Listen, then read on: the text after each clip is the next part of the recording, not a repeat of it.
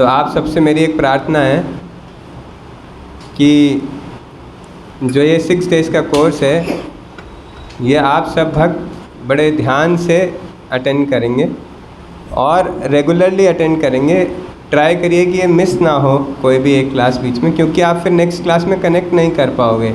ये सारे टॉपिक्स एक के बाद एक कनेक्टेड हैं। अगर आप बीच में से कुछ मिस कर दोगे तो वो कॉन्सेप्ट निकल जाएगा आपका, और वो कॉन्सेप्ट निकल गया तो फिर नेक्स्ट को कोरिलेट करना मुश्किल होगा। फिर आप क्वेश्चन पूछोगे तो सबका टाइम वेस्ट होगा, या नहीं पूछोगे तो नेक्स्ट कॉन्सेप्ट समझ में नहीं आएगा। तो जैसा कि बताया गया, इस्कॉन एक ऐसी जगह है जहाँ पर स्पिरिचुअलिटी पढ़ाई जाती है, लेकिन सेंटिमेंटल बेस से नहीं पढ़ाई जाती कि बस आंख बंद कर लो, भगवान को रियलाइज़ कर लो, बस भगवान का नाम ले लो। ऐसे हम सेंटिमेंटली कुछ नहीं बताते हैं, सब कुछ साइंटिफिकली लॉजिकली बताते हैं। अगर आपको समझ में आता है तो आप एक्सेप्ट करिए, नहीं समझ में आता तो आप पूछिए कि ऐसा क्यों है, या इसका क्या प्रमाण है, या ऐसा क्यों माना जाए। और जब तक समझ में नहीं आए उसको अपनी लाइफ में एडॉप्ट मत करिए, लेकिन अगर समझ में आ जाए तो उसको फिर लाइफ में उतारने का भी प्रयास करना चाहिए, है ना।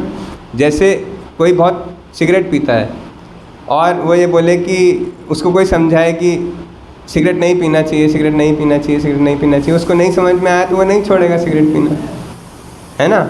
लेकिन अगर समझ में आ गया कि हाँ सिगरेट पीना ख़राब होता है, मुझे नहीं पीना चाहिए, तो छोड़ना चाहिए या नहीं छोड़ना चाहिए? छोड़ना चाहिए। तो अगर समझ में नहीं आया है कोई चीज़ तो आप पूछ सकते हो, और अगर समझ में आ गया तो फिर उसको इम्प्लीमेंट करने का प्रयास करना है अपनी लाइफ में। और इम्प्लीमेंट करने के लिए हेल्प अगर कुछ चाहिए, कुछ भी अपने सर्कमस्टेंसेस, अपनी सिचुएशन, अपने चैलेंजेस, अपनी प्रॉब्लम्स डिस्कस करना चाहते हो तो चारू गोविंद प्रभु, यहाँ पे बहुत सारे तुषार प्रभु, जितेंद्र प्रभु, बहुत सारे लोग हैं, उनसे आप पर्सनली मिलके डिस्कस कर सकते हो, मुझसे मिलके डिस्कस कर सकते हो और उस प्रॉब्लम को सॉल्व करके आगे बढ़ सकते हो।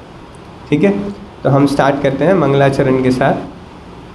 ओम ज्ञानतिमिरन्धस्य ज्ञानाञ्जनशलाकया चक्षुरुन्मिलितं येन तस्मै श्रीगुरुवे नमः। श्रीचैतन्यमनोभीष्टं स्थापितं येन भूतले स्वयं रूप कदा मह्यं ददाति स्वपदान्तिकं। वन्देऽहं श्रीगुरुं श्रीयुतापदकमलं श्रीगुरुं वैष्णवांश्च। श्रीरूपं साग्रजातं सहगना रघुनाथामृतं तं सुदेवं साद्वैतं सावधूतं परिजनसहितं कृष्णचैतन्यदेवं। श्रीराधा कृष्णपादान् सहगणा ललिता श्रीविशाखामितं च। हे कृष्ण करुणा सिंधु दीनबंधु जगत्पते गोपेश गोपिका कांत राधा कांत नमस्ते। तप्त कांचन गौरांगी श्रीराधे वृंदावनेश्वरी वृषभानुसुते देवी प्रणमामि हरिप्रिये। वाञ्छाकल्पतरुभ्यश्च कृपा सिन्धुभैव च पतितनां पावनेभ्यो वैष्णवेभ्यो नमो नमः। जय श्री कृष्ण चैतन्य प्रभु नित्यानंद श्री अद्वैत गदाधर शिवासादि गौर भक्तवृंद। हरे कृष्णा कृष्णा कृष्णा हरे हरे, हरे राम राम राम हरे हरे। नमो ओम विष्णुपादाय कृष्णपृष्ठाय भूतले श्रीमते भक्तिवेदांत स्वामिनिति नामिने। नमस्ते सरस्वते देवे गौरवाणी प्रचारिणे निर्विशेष शून्यवादी पाश्चात्य देशतारिणे।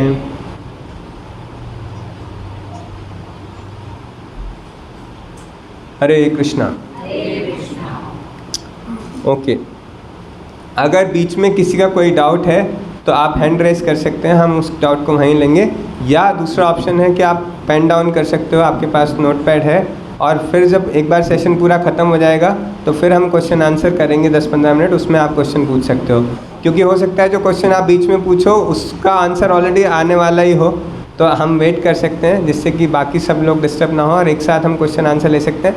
लेकिन अगर आपको लगता है कि नहीं मुझे अभी क्वेश्चन पूछना है, नहीं तो मैं समझ नहीं पाऊंगा, तो आप तब भी हैंड रेस कर सकते हो, हम तभी आपसे इंटरेक्ट करके आपको क्लियर करने का प्रयास करेंगे।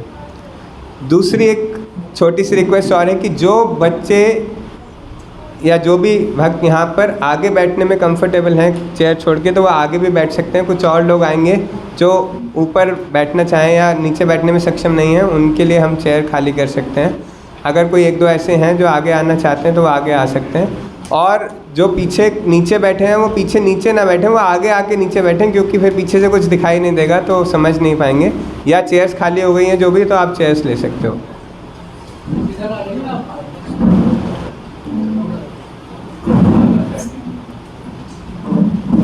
नहीं तो चेयर पे भी बैठ सकते हैं, अब तो चेयर्स खाली हैं।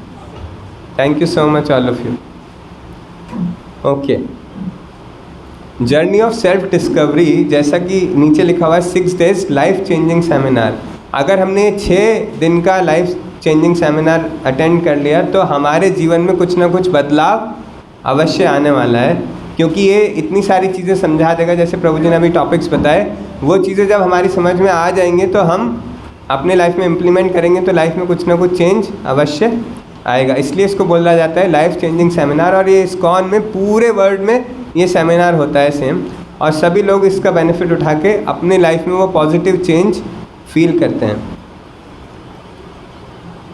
इस क्लास के कुछ रूल्स हैं, प्रभु जी ने ऑलरेडी बता दिए, फिर भी मैं एक बार बता देता हूँ कि हम लोग कोई डायडेक्टिक टीचिंग नहीं करेंगे। मैं सिर्फ नहीं बोलूँगा, आप लोगों से मैं प्रश्न पूछूंगा जिसमें आप अपने रिप्लाईज दे सकते हो, अपने कॉन्ट्रीब्यूशंस दे सकते हो।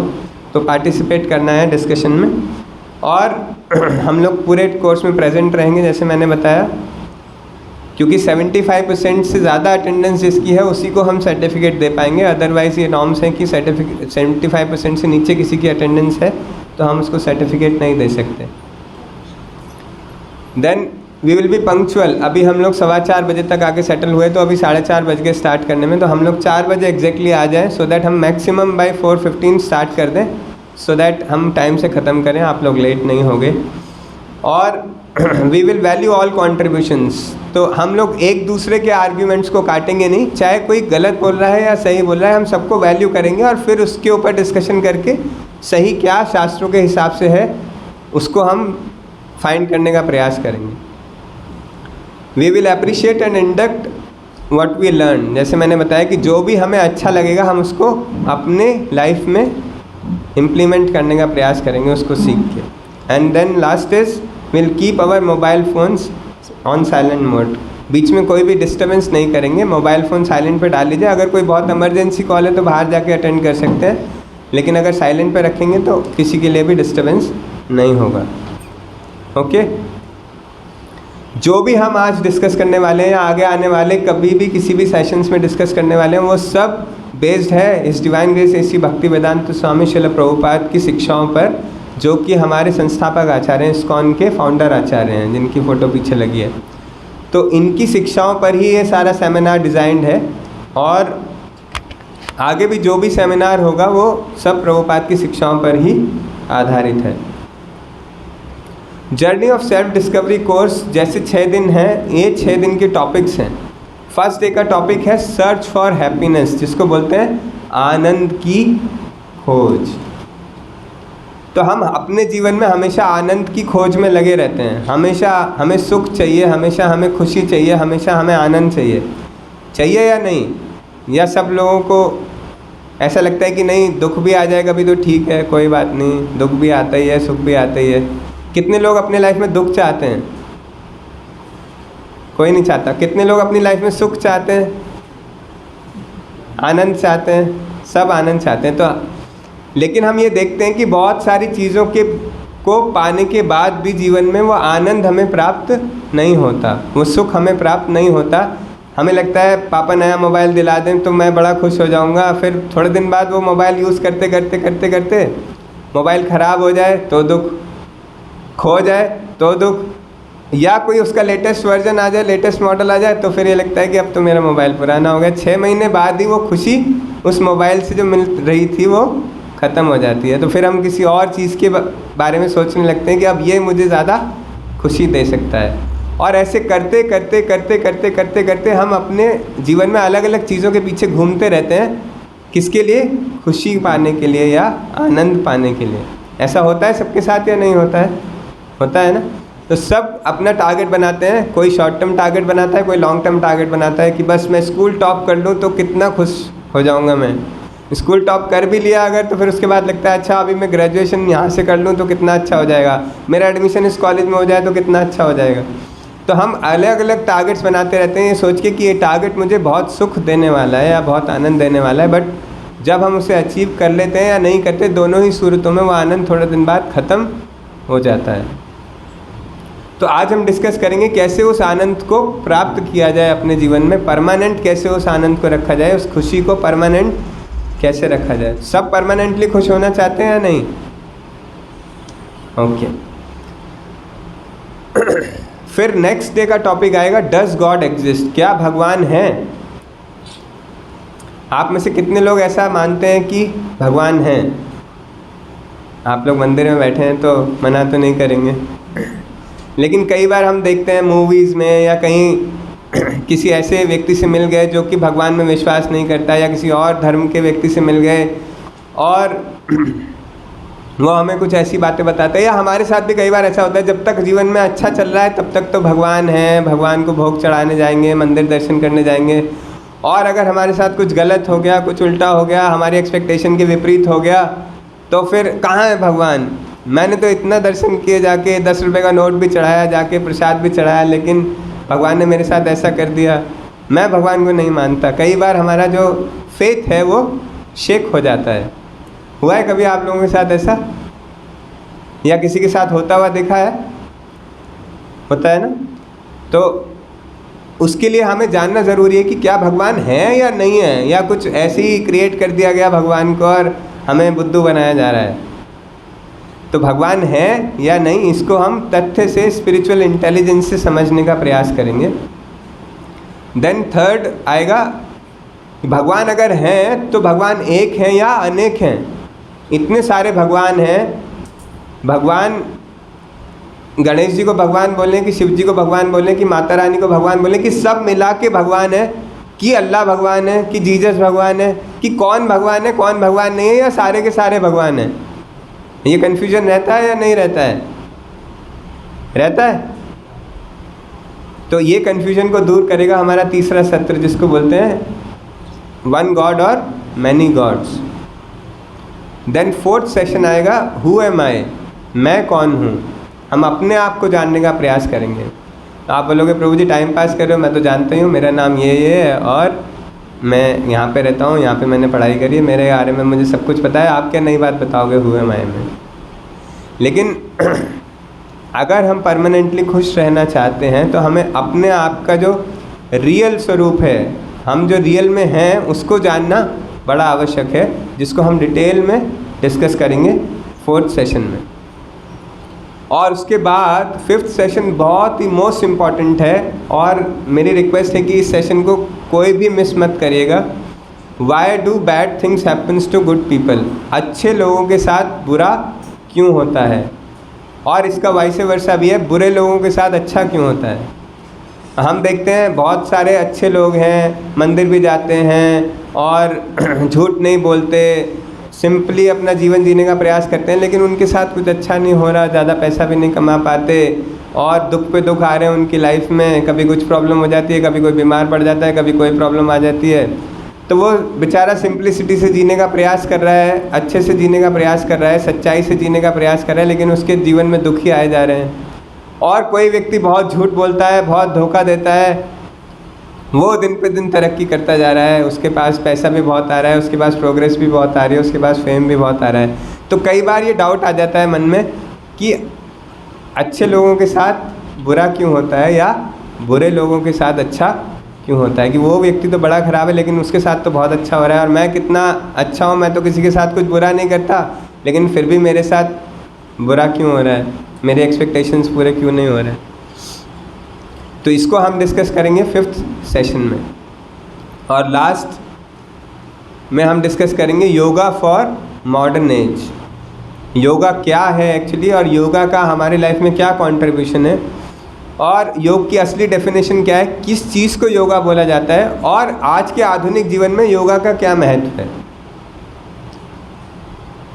और उसके बाद हम, ये सेशन काफ़ी लंबा है 6 सेशन, तो उसको हम 2 पार्ट में कई बार डिवाइड कर देते हैं, 6 और 7। 7 सेशन होता है प्रैक्टिकल एप्लीकेशन का, तो वो डिपेंड करेगा कितना हम स्पीड से जा पा रहे हैं। अगर एक ही सेशन में पॉसिबल हुआ तो हम एक ही में कवर करेंगे, नहीं तो 6 और 7 2 सेशंस में कवर करेंगे इसको। ठीक है, सबको टॉपिक्स ठीक लग रहे हैं कोर्स के? इंटरेस्टिंग टॉपिक्स हैं या नहीं हैं?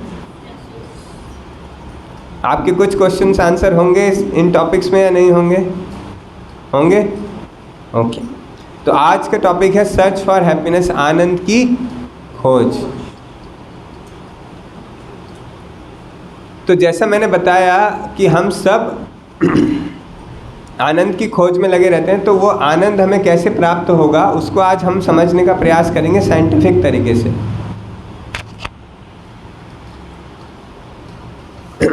अगर आप देखो जीवन में सब जगह बहुत सारी कैटेगरीज दिखाई देती हैं सब चीज़ों में। जैसे फॉर एग्जाम्पल ट्रेन टिकट्स, अगर आपको एक जगह से दूसरी जगह जाना है और ट्रेन का टिकट बुक कराना है, सबने ट्रेन में ट्रैवल किया है, तो ट्रेन में अगर ट्रैवल करना है तो कई वैरायटी के टिकट्स मिलते हैं, कई सारी कैटेगरीज होती हैं ट्रेन में। कौन कौन सी कैटेगरीज होती हैं, कौन बताएगा? जनरल और third AC, second AC, first AC. Very good, मैंने भी कुछ ऐसे ही लिखा है। First AC, second AC, third AC, sleeper class और एक जनरल क्लास। तो बहुत सारी वैरायटी अवेलेबल है। अगर किसी को ट्रेन से, सपोज मुझे यहाँ से अहमदाबाद जाना है, तो मेरे पास ऑप्शन है, मैं स्लीपर में भी जा सकता हूँ, मैं जनरल में भी जा सकता हूँ, मैं एसी में भी जा सकता हूँ, मैं फर्स्ट एसी में भी, फर्स्ट क्लास में भी जा सकता हूँ। तो इतनी सारी वैरायटी अवेलेबल है, तो इसमें कुछ डिफरेंसेस होंगे। इतनी सारी वैरायटी है तो फर्स्ट क्लास में और जनरल क्लास में कुछ डिफरेंस होता है या नहीं होता है? क्या डिफरेंस होता है? हाँ बताइए। फर्स्ट क्लास में तो इंसान आराम से जाता है। हाँ, जनरल में भीड़ भाड़ बहुत ज़्यादा होती है, कोई फैसिलिटी नहीं होती धक्का मुक्की में। लेकिन जनरल का प्राइस थोड़ा कम होता है, लेकिन फर्स्ट क्लास का या सेकंड क्लास का प्राइस थोड़ा हाई होता है। तो जितनी फैसिलिटी चाहिए उतना प्राइस पे करना पड़ता है। लेकिन क्या जनरल वाला व्यक्ति यहाँ से अहमदाबाद नहीं पहुँचेगा और फर्स्ट क्लास वाले यहाँ से अहमदाबाद पहुँचेगा? तो दोनों ही यहाँ से अहमदाबाद तो पहुँचेंगे, लेकिन अलग अलग कैटेगरी में पहुँचेंगे, अलग अलग कंफर्ट में पहुँचेंगे। तो हम इससे ये देखते हैं कि जहाँ भी वैरायटीज़ अवेलेबल होती हैं या कैटेगरीज होती हैं, वहाँ पर दो चीज़ें होती हैं, कॉमनलिटीज़ यानी कि सामान्यताएं, एंड डिफरेंसेस यानी कि अलग अलग डिफरेंसेस। जैसे हर प्रकार के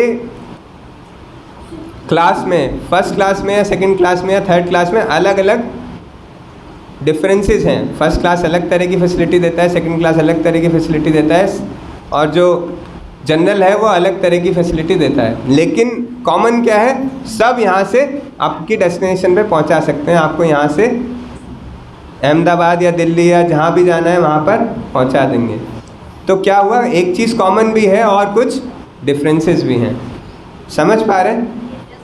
आप लोग एग्री करते हैं? जहाँ पर भी वैरायटीज़ देखने को मिलती हैं या कैटेगरीज देखने को मिलती हैं, वहाँ पर कुछ डिफरेंसेस होते हैं और कुछ कॉमनलिटीज़ होती हैं, सामान्यताएं होती हैं। ओके ओके, आगे चलते हैं। एक और एग्जांपल से समझने का प्रयास करते हैं। सपोज टी शर्ट लेने जाते हो आप बाज़ार में, तो बहुत सारी तरह की टी शर्ट्स आती हैं। जैसे टी शर्ट्स के अलग अलग डिज़ाइंस आते हैं, टी शर्ट्स के अलग अलग कलर्स आते हैं, टी शर्ट्स के अलग अलग नेक शेप्स आती हैं। कोई गोल गले की टी शर्ट है, कोई कॉलर वाली टी शर्ट है, कोई वी शेप की टी शर्ट है। आती है नहीं आती है? तो सब टी शर्ट्स में वैरायटी अलग अलग होती है, लेकिन कॉमन क्या है? सब टी शर्ट्स हैं, सब आपको अपना तन कवर करने में हेल्प करती हैं, अपना बदन ढकने में हेल्प करती हैं। तो वैरायटी में डिफरेंसेस भी हैं और कॉमन भी है। कॉमन क्या है कि आप अपना बदन ढक सकते हो। More than one category means, अभी हमने ये देखा, more than one category means commonality and differences. कुछ सामान्यताएं होंगी और कुछ भेद होंगे जहाँ पर भी वैरायटी अवेलेबल है। ठीक है, इतनी बात समझ में आ गई? तो अब हम नेक्स्ट स्टेप पे चलते हैं। We see categories in living beings. जितने भी, माता जी आप ये माला पूरी करके फिर क्लास के बाद माला कर सकते हैं। ओके, जितने भी लिविंग एंटिटीज़ हैं, लिविंग बींग्स हैं। लिविंग बींग्स का मतलब जीवित प्राणी। जितने भी जीवित प्राणी हैं उनकी कैटेगरी है या सब एक ही तरह के होते हैं? कैटेगरी है। क्या क्या कैटेगरीज हैं? एनिमल्स हैं और ह्यूमन बींग्स हैं, और एनिमल्स में भी बहुत सारी कैटेगरीज हैं। एक्वेटिक्स हैं जो पानी में रहने वाले हैं, पक्षी हैं जो फ्लाई करने वाले हैं, कुछ एनिमल्स हैं जो ऐसे रहते हैं, 4 रेप्टाइल्स हैं, मैमल्स हैं, बहुत सारी कैटेगरीज हैं, है या नहीं है? और ह्यूमन बींग्स भी हैं। तो हम अपने डिस्कशन के लिए इनको 2 ब्रॉड कैटेगरीज में डिवाइड कर लेते हैं, जैसा प्रभु जी ने बोला, animals and humans. 2 broad category हैं, एक ह्यूमंस की और एक एनिमल्स की। अब जब यहाँ पे कैटेगरी हम देख रहे हैं तो कैटेगरी में 2 चीज़ें होंगी, क्या? कुछ सामान्यताएं होंगी, कुछ कॉमनलिटीज़ होंगी और कुछ डिफरेंसेस होंगे।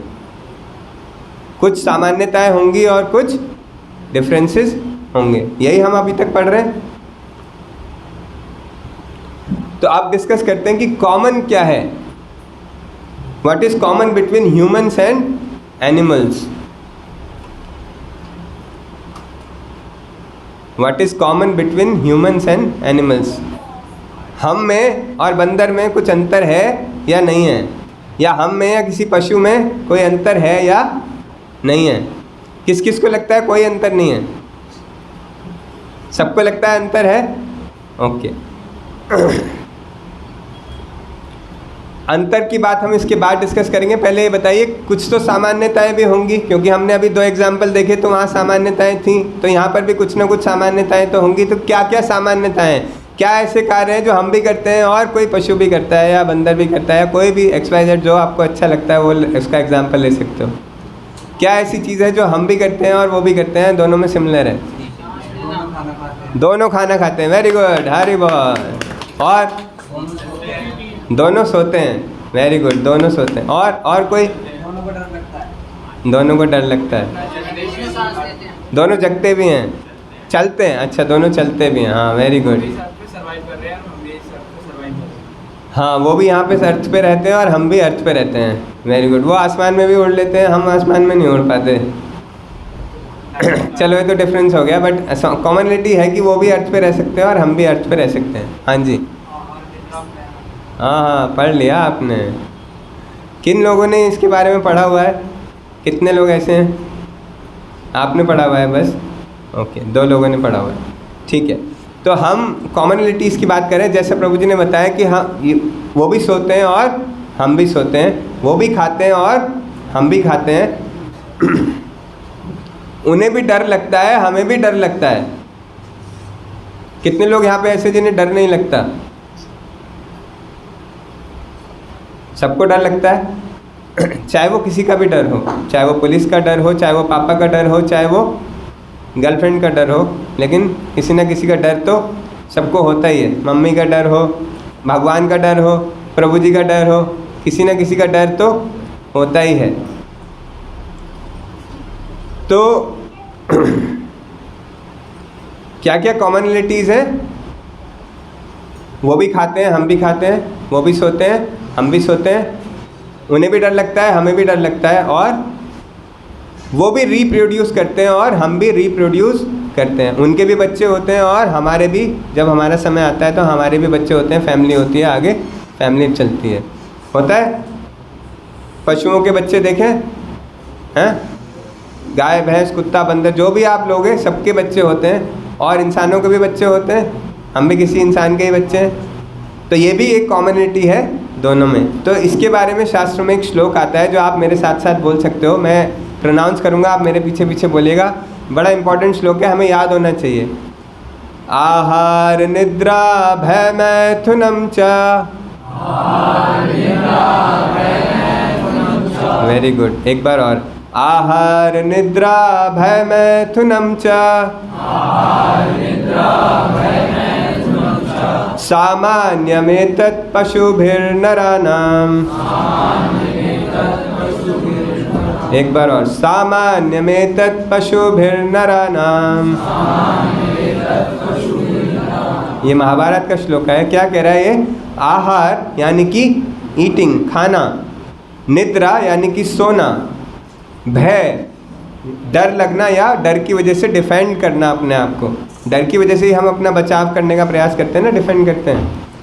और मैथुनम यानी कि रिप्रोडक्शन, च सामान्य में तत्, ये क्या है? चारों चीज़ें सामान्य हैं। किस में सामान्य है? ह्यूमन्स एंड एनिमल्स में। ये चार चीज़ें सामान्य हैं, कॉमन है। क्या क्या? आहार, eating, meeting, sleeping and defending. आहार, निद्रा, भय और मैथुन। सामान्य में तत् पशुभिर नरानाम, पशुओं में और नरों में ये दोनों चीज़ें सिमिलर हैं।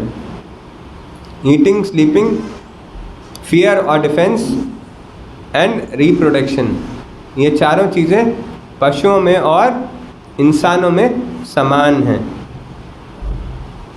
तो इनको थोड़ा सा डिस्कस कर लेते हैं जिससे हमें याद रहे। ईटिंग, देखो हम भी ईटिंग करते हैं और पशु भी ईटिंग करते हैं, वो भी खाते हैं और हम भी खाते हैं। लेकिन हमें अपने खाने के लिए बहुत सारी प्रिपरेशंस करने की ज़रूरत पड़ती है। सब्ज़ी खरीद के लाओ, फिर सब्ज़ी छीलो, काटो, धो, बनाओ, कुक करो, फिर उसको खाओ। जानवरों को ये सब करने की आवश्यकता नहीं होती, सीधा पकड़ा और खा लिया, या जो भी मिल गया उसको खा लिया। तो उनके लिए ज़्यादा फैसिलिटी प्रोवाइडेड है, हमारे लिए इतनी फैसिलिटी प्रोवाइडेड नहीं है, हमें अपनी फैसिलिटी क्रिएट करनी पड़ती है। और क्या अंतर है? वो कहीं भी कैसे भी कुछ भी खा सकते हैं। हम थोड़ा सा सोफिस्टिकेटेड हैं, तो हमें टेबल चेयर चाहिए, प्लेट चाहिए, चम्मच, छुरी, कांटा चाहिए खाने के लिए, लेकिन जानवरों को कुछ नहीं चाहिए। तो ईटिंग में वो हमसे सुपीरियर है। देखो हम 2 रोटी, 4 रोटी, 5 रोटी, 6 रोटी से ज़्यादा नहीं खा सकते, लेकिन हाथी कितना खाता है? टन्स में खाता है, टन्स में। क्या हम टन्स में खा सकते हैं? नहीं खा सकते। तो उसके खाने की कैपेसिटी हमसे कई ज़्यादा है या नहीं है? तो जानवरों में कुछ ऐसे जानवर भी हैं जो हमसे बहुत ज़्यादा खा सकते हैं। कुछ बच्चे होंगे या कुछ लोग ऐसे हो सकते हैं, प्रभु जी मैं 100 रसगुल्ले खा सकता हूँ। कभी कभी जाते हैं ना शादी में, तो शर्त लगाते हैं दोस्त आपस में, आज देख कितने रसगुल्ले खा के दिखाएगा या कितने गोलगप्पे खा के दिखाएगा। लेकिन अगर आप जानवरों की एपेटाइट से कंपेयर करोगे तो जानवर हमसे बहुत ज़्यादा खा सकते हैं। बट हाँ, हम थोड़े सोफिस्टिकेटेडली कुक करके अच्छे से खाते हैं, उनको जो मिल जाता है वो खा लेते हैं। लेकिन दोनों में सिमिलैरिटी है, उनको भी अपना पेट भरना है और हमको भी अपना पेट भरना है। देन स्लीपिंग, वो भी सोते हैं और हम भी सोते हैं। कोई भी जानवर का काम बिना सोए नहीं चलता और हमारा भी काम बिना सोए नहीं चलता। लेकिन हमें सोने के लिए एसी चाहिए या पंखा चाहिए, एक सॉफ्ट बेड चाहिए, कोई लाइट मत जलाओ या थोड़ी सी लाइट जलाओ, एक कंफर्टेबल एनवायरनमेंट चाहिए सोने के लिए। लेकिन जानवरों को क्या कोई ऐसा कंफर्टेबल एनवायरनमेंट चाहिए? जहाँ नींद आ गई वहीं सो गए। और आज के दुनिया में देखोगे तो लोगों को इतनी टेंशन्स हैं, लोग नींद की गोलियां खा रहे हैं सोने के लिए। सुना है आप लोगों ने, अखबार पढ़ते होगे आप, सबको एंग्जाइटी है, डिप्रेशन है, सबको नींद की गोलियां खानी पड़ती हैं सोने के लिए। जानवरों, आपने कभी ऐसी न्यूज़ सुनी है कि भालू ने नींद की गोली खाई, उसको नींद नहीं आ रही थी? कभी ऐसी न्यूज़ सुनी है? या कुत्ता 4 दिन से सोया नहीं है, ऐसा कभी सुना है? नहीं, उनको कभी नींद की गोलियां नहीं खानी पड़ती, हमें नींद की गोलियां खानी पड़ती हैं। प्लस सोने की कैपेसिटी, हम कितने दिन सो लेंगे या कितने घंटे सो लेंगे? यहाँ पे कोई है बच्चा जो 10 घंटे सोता हो दिन में? ऐसा कोई है? कोई नहीं है जो 10 घंटे सोता है। अच्छा, 8 घंटे वाले? 8 घंटे भी नहीं सोते आप लोग? 8 घंटे आप सोते हो, वेरी गुड। और 7 घंटे वाले? 7 घंटे वाले बहुत सारे लोग हैं। ओके, देखो सबकी कैपेसिटी अलग अलग है। लेकिन आपको पता है पोलर बियर कितना सो जाता है? 6 महीने तक सोता है और फिर 6 महीने जागता है। उसकी सोने की कैपेसिटी हमसे बहुत ज़्यादा है। तो अभी हमने देखा खाने की कैपेसिटी भी हमसे ज़्यादा है जानवरों की, सोने की कैपेसिटी भी हमसे ज़्यादा है। और क्या है? रिप्रोडक्शन। रिप्रोडक्शन हम भी करते हैं और जानवर भी करते हैं। हमारे भी बच्चे पैदा होते हैं और जानवर के भी बच्चे पैदा होते हैं। अच्छा, इंसान कितने बच्चे पैदा कर लेता है? 1, 2, 3, ज़्यादा हो गया 4 एक साथ। कभी आपने सुना है किसी लेडी ने 5 बच्चों को, 8 बच्चों को जन्म दिया एक साथ? सुना है ऐसा? नहीं सुना? ज़्यादा से ज़्यादा ट्विंस हो गए या ट्रिपलेट्स हो गए कि 3 बच्चे एक साथ हो गए? डॉग को तो एक साथ 6 बच्चे हो जाते हैं, पिग को तो एक साथ 8 बच्चे हो जाते हैं, 12 बच्चे भी देखे मैंने एक बार एक पिग के। आपने देखे? शीप पिग के पीछे पीछे बहुत सारे बच्चे जाते हैं, वो एक साथ एक ही बार में पैदा होते हैं सारे के सारे।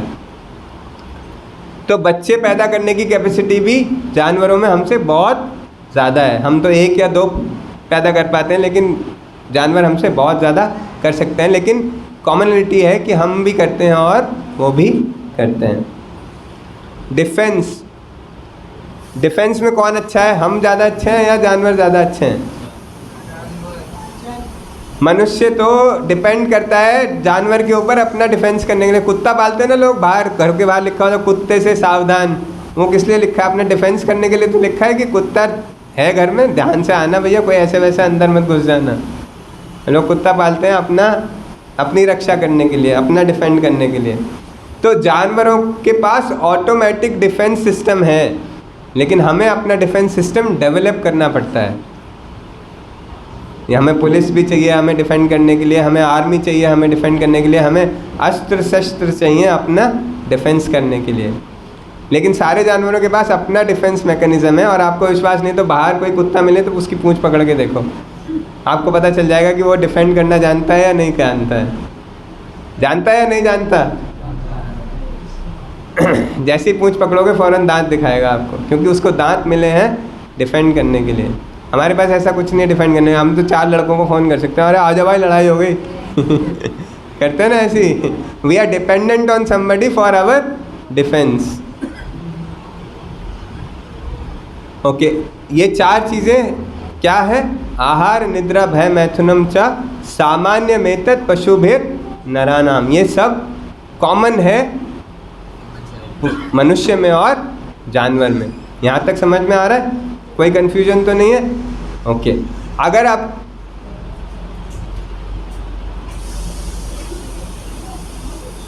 Activities that are common between humans and animals.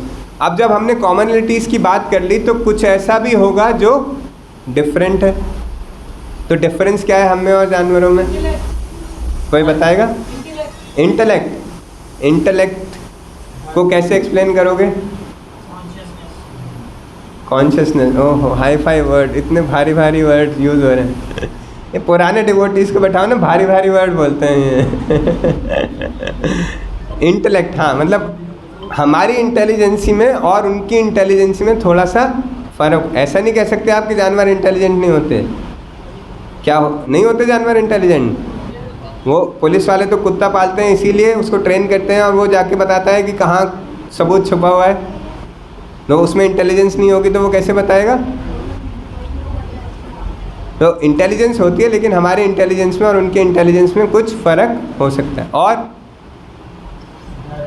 हम भक्ति कर सकते हैं, वो भक्ति। ओहो, भक्ति कर सकते हैं ये, और जानवर भक्ति नहीं कर सकते। Very good. हाँ जी, स्पीच हम बोल सकते हैं, वो नहीं बोल सकते। नहीं, ये तो डिफरेंस नहीं। वो अपनी भाषा बोल सकते हैं, हम अपनी भाषा। कोई 2 साउथ इंडियन बोल रहे होंगे आपस में, उनकी भाषा हो सकता है आपको समझ में नहीं आए, लेकिन बोल तो रहे हैं। तो ऐसे ही कुत्ते तो आपस में बात कर ही सकते हैं, बंदर तो आपस में बात कर, हमें ही तो नहीं समझ में आ रही। तो स्पीच तो है, लेकिन we are not able to understand that speech. हाँ हाँ जी, रहन सहन के तरीके। हाँ, रहन सहन का तरीका उनका अलग तरह का स्टाइल है और हमारा अलग तरह का लाइफस्टाइल है। लेकिन ऐसा नहीं है कि लाइफस्टाइल उनका नहीं है और हमारा है, या हमारा नहीं है उनका है। उनका अपना लाइफस्टाइल है और हमारा अपना लाइफस्टाइल है। और कोई डिफरेंस? हाँ, वेरी गुड, हम क्वेश्चंस पूछ सकते हैं। क्या लगता है आपको, जानवर ने कभी क्वेश्चन पूछा आपको आके, भैया इतने दिन हो गए आपने मुझे ब्रेड नहीं खिलाई? पूछा किसी डॉग ने, किसी बंदर ने आके आपसे आज तक पूछा? तो जानवर क्वेश्चंस नहीं पूछ सकते, लेकिन हम पूछ सकते हैं, है ना। आपके कोई पुराने फ्रेंड ने पूछा होगा, अरे भाई कहाँ रहता है आजकल, मिला ही नहीं बहुत दिनों से। पूछते हैं या नहीं पूछते हैं? तो व्यक्ति क्वेश्चन पूछ सकता है, लेकिन जानवर क्वेश्चन नहीं पूछ सकते। बहुत अच्छा पॉइंट बोला प्रभु जी ने। तो ऐसी कुछ डिफरेंसेस हैं जो हम डिस्कस करते हैं और उसको समझने का प्रयास करते हैं। हायर लॉजिकल इंटेलिजेंस हमारे अंदर है और जानवरों में नहीं होती। हायर लॉजिकल इंटेलिजेंस, जैसे एक एग्जांपल से मैं आपको समझाता हूँ। एक गुजराती था, गुजराती लोग बहुत मशहूर होते हैं पैसा कमाने के लिए या अपनी इंटेलिजेंस यूज़ करके पैसा बचाने के लिए। तो एक गुजराती व्यक्ति था, वो यूएस में रहता था और उसने नई गाड़ी खरीदी 5 करोड़ रुपए की फरारी। और उसके पेरेंट्स रहते थे इंडिया में, तो उसको कॉल आया कि भाई पापा की तबीयत ख़राब है, आप इंडिया आ जाओ, पता नहीं बचेंगे नहीं बचेंगे, हॉस्पिटल भी जाना पड़ सकता है, आप आ जाओ इंडिया। तो उसने तो नई फरारी खरीदी थी 5 करोड़ रुपए की। अब उसको ये डर लगा कि अगर ये 5 करोड़ की फरारी में कहीं पार्क करके चला गया और पीछे किसी ने कुछ डैमेज कर दिया तो लाखों रुपए मुझे ठीक कराने में लग जाएंगे। तो मैं ऐसे कहाँ इसको पार्क करूँ जाके जहाँ पे ये सेफ रहे। तो पता है उसने क्या किया, वो एक बैंक के पास गया, उसने बैंक से 5,000 रुपये का लोन ले लिया, $5,000 का लोन ले लिया। तो बैंक ने बोला ठीक है, आप अपनी ITR दिखाओ, अपना वो सब दिखाओ। ITR वगैरह देख के उसको लोन सेंक्शन कर दिया $5,000 का, और उसके ऊपर इंटरेस्ट लगाया $5 का कि आप 3 महीने के लिए ये हमसे लोन ले लो, 3 महीने बाद आप हमारे $5,000 वापस कर देना और $5 जो इंटरेस्ट है वो वापस कर देना। वो बहुत हैप्पी था कि ठीक है, मैं $5 आपको इंटरेस्ट पे करूँगा और लोन ले लूँगा। बैंक ने बोला कि ये लोन हम ऐसे ही नहीं देंगे, आपको कुछ सेफ्टी सिक्योरिटी के लिए रखना पड़ेगा। उसने कहा मेरे पास फरारी है 5 करोड़ रुपए की, आप वो रख लो। बैंक ने कहा $5,000 के लोन के लिए 5 करोड़ की फरारी? कह रहा बस यही है मेरे पास, रखना है तो आप रख लो। बैंक ने कहा ठीक है, हमारा तो लोन पूरा सेफ हो जाएगा, क्या दिक्कत है, हम रख लेते हैं। तो बैंक ने फरारी ली और बैंक की रिस्पॉन्सिबिलिटी है, उन्होंने अच्छे से उस फरारी को पार्क किया, अपने जहाँ पे भी पार्क किया सेफ्टी से उसको रखा, क्योंकि वापस करनी है जब लोन पूरा हो जाएगा उसके बाद।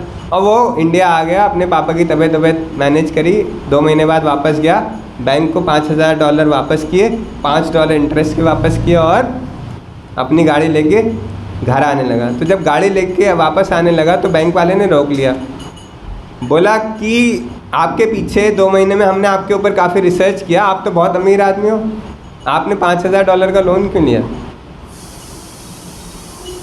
तो वो बोला आपने $5,000 का लोन दिया और $5 मुझसे चार्ज किया, 2 महीने मेरी गाड़ी अच्छे से पार्क करके रखी, सेफ्टी से पार्क करके रखी। पूरे यूएस में मुझे ये ऑप्शन नहीं मिल रहा था कि $5 में मैं कहाँ अपनी गाड़ी पार्क कर दूंगा जो सेफ़ रहेगी। मैंने कहा चलो आपके पास ही पार्क कर देते हैं, मेरा कुछ खर्चा भी नहीं हुआ और मेरी गाड़ी भी सेफ़ रह गई। तो क्या लगाया उसने, हायर इंटेलिजेंस लगाई अपनी, और अपनी गाड़ी को सेफली पार्क करके चला गया इंडिया। क्या ऐसा काम कोई जानवर कर सकता है? नहीं कर सकता। मेरे एक रिलेटिव यूएस में रहते थे, तो वहाँ वो एक बार बता रहे थे कि वहाँ ना जूता पॉलिश करने की मशीन्स लगी होती हैं। यहाँ तो जैसे मोची बैठते हैं अलग अलग, आपको अगर जूते पॉलिश कराने तो आप जाओगे वो पॉलिश करके दे देगा।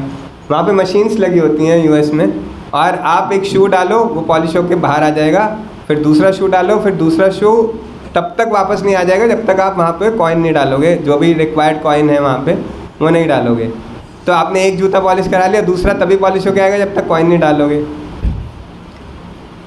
तो अब एक व्यक्ति को जूते पॉलिश कराने थे और उसे पैसे भी बचाने थे। इंडियंस को तो दिमाग चलाना होता है, तो वो उसने क्या किया, एक मशीन के पास गया और एक जूता डाल दिया, वो जूता पॉलिश होकर आ गया। फिर वो जूता पहन लिया, चला गया आगे थोड़ी दूर पे दूसरी मशीन लगी हुई थी, उसमें दूसरा वाला जूता डाल दिया, वो भी पॉलिश होके आ गया। फ्री में उसके जूते पॉलिश हो गए। क्या जानवर कोई ऐसा कर सकता है? नहीं। ह्यूमन बींग्स के पास एक्स्ट्रा ऑर्डिनरी इंटेलिजेंस है, जिसको वो चाहे तो पॉजिटिवली यूज़ कर ले, चाहे तो नेगेटिवली यूज़ कर ले, बट हाँ उसके पास ये डिफरेंस है जो एनिमल्स में नहीं होता।